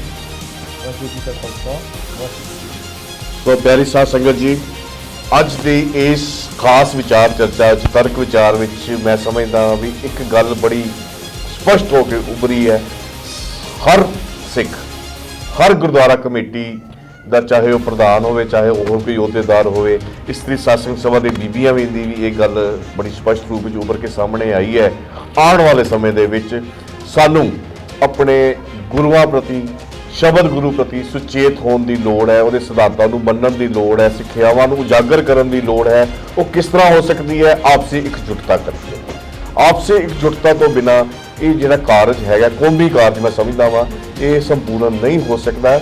ਸੋ ਸੰਗਤ ਨੂੰ ਅੱਜ ਦੀ ਇਸ ਤਰਕ ਵਿਚਾਰ ਵਿੱਚ ਜੋ ਕੁਝ ਸੁਣਨ ਨੂੰ ਮਿਲਿਆ, ਜੋ ਸਮਝਣ ਨੂੰ ਮਿਲਿਆ, ਇਹ ਸਾਡਾ ਇੱਕ ਛੋਟਾ ਜਿਹਾ ਉਪਰਾਲਾ ਸੀ ਵੀ ਤਾਂ ਕਿ ਆਉਣ ਵਾਲੇ ਸਮੇਂ 'ਚ ਅਸੀਂ ਇਹਨੂੰ ਹੋਰ ਇਹਦਾ ਮੰਥਨ ਕਰਕੇ ਇਹਦੇ 'ਚ ਹੋਰ ਚੰਗੀਆਂ ਚੀਜ਼ਾਂ ਕੱਢੀਏ। ਸੋ ਮੈਂ ਧੰਨਵਾਦ ਕਰਦਾ ਹਾਂ ਸਾਰੀਆਂ ਸ਼ਖਸੀਅਤਾਂ ਦਾ, ਸਰਦਾਰ ਹਰਜੀਤ ਸਿੰਘ ਜੀ ਦਾ, ਗਿਆਨੀ ਫਤਿਹ ਸਿੰਘ ਜੀ ਦਾ, ਵੀਰ ਅੰਮ੍ਰਿਤਪਾਲ ਸਿੰਘ ਜੀ ਦਾ, ਸਰਦਾਰ ਜਸਪਾਲ ਸਿੰਘ ਜੀ ਦਾ, ਵੀ ਜਿਨ੍ਹਾਂ ਨੇ ਸਮਾਂ ਕੱਢਿਆ, ਆਪਣਾ ਕੀਮਤੀ ਸਮਾਂ ਦਿੱਤਾ ਸਾਨੂੰ, ਔਰ ਇਸ ਕੀਮਤੀ ਸਮੇਂ ਦੇ ਵਿੱਚ ਸਾਨੂੰ ਜੋ ਆਪਣੇ ਸੁਚੱਜੇ ਵਿਚਾਰ ਦਿੱਤੇ ਨੇ ਉਹ ਇੰਨੇ ਖੂਬਸੂਰਤ ਵਿਚਾਰ ਨੇ। ਮੈਂ ਕਿਹਾ ਵੀ ਇਹਨਾਂ 'ਤੇ ਇੱਕ ਗੁਲਦਸਤਾ ਬਣ ਸਕਦਾ ਹੈ, ਲੇਕਿਨ ਉਸ ਗੁਲਦਸਤੇ ਦੀ ਜਿਹੜੀ ਖੁਸ਼ਬੂ ਹੈ ਉਹ ਤਾਂ ਹੀ ਮਹਿਕਾ ਮਾਰ ਸਕੇਗੀ ਜਿਹੜੇ ਬਾਕੀ ਦੇ ਵੀ ਸਾਡੇ ਵੀਰ ਨੇ ਉਹ ਆਪਣੀ ਸਹਿਮਤੀ ਦੇਣ। ਅਸੀਂ ਸਿਰਫ ਇੱਕ ਗੁਰਦੁਆਰਾ ਪ੍ਰਬੰਧਕ ਕਮੇਟੀ ਤੱਕ ਸੀਮਤ ਨਾ ਹੋਈਏ, ਇਹਦਾ ਦਾਇਰਾ ਜਿਹੜਾ ਸਮੁੱਚੇ ਪੰਥ ਵਿੱਚ ਲੈ ਕੇ ਜਾਈਏ। ਪੰਥਕ ਏਕਤਾ ਦੇ ਪ੍ਰਤੀਕ ਇਹ ਜਿਹੜੀ ਅੱਜ ਦਾ ਤਰਕ ਵਿਚਾਰ ਦੀ ਗੱਲਬਾਤ ਹੈਗੀ ਹੈ, ਇਹਦਾ ਸਿੱਟਾ ਮੈਂ ਇਹੀ ਸਮਝਦਾ ਕਿ ਆਉਣ ਵਾਲੇ ਸਮੇਂ ਦੇ ਵਿੱਚ ਇਹਦਾ ਜ਼ਰੂਰ ਅਸਰ ਦੇਖਣ ਨੂੰ ਮਿਲੇਗਾ।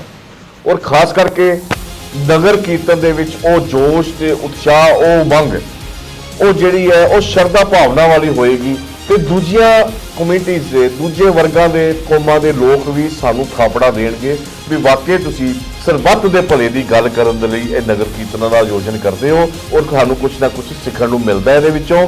ਔਰ ਮੈਂ ਸਮਝਦਾ ਵਾਂ ਆਉਣ ਵਾਲੇ ਸਮੇਂ ਦੇ ਵਿੱਚ ਸਮੁੱਚਾ ਵਿਸ਼ਵ ਭਾਈਚਾਰਾ ਸਾਨੂੰ ਆਪਣੀ ਅਸੀਸ ਬਖਸ਼ੇਗਾ। ਇਸੇ ਅਸੀਸ ਨੂੰ ਲੈ ਕੇ ਮੈਂ ਆਪ ਜੀ ਤੋਂ ਵਿਦਾਈ ਲੈਣਾ ਜੀ। ਵਾਹਿਗੁਰੂ ਜੀ ਕਾ ਖਾਲਸਾ, ਵਾਹਿਗੁਰੂ ਜੀ ਕੀ ਫਤਿਹ।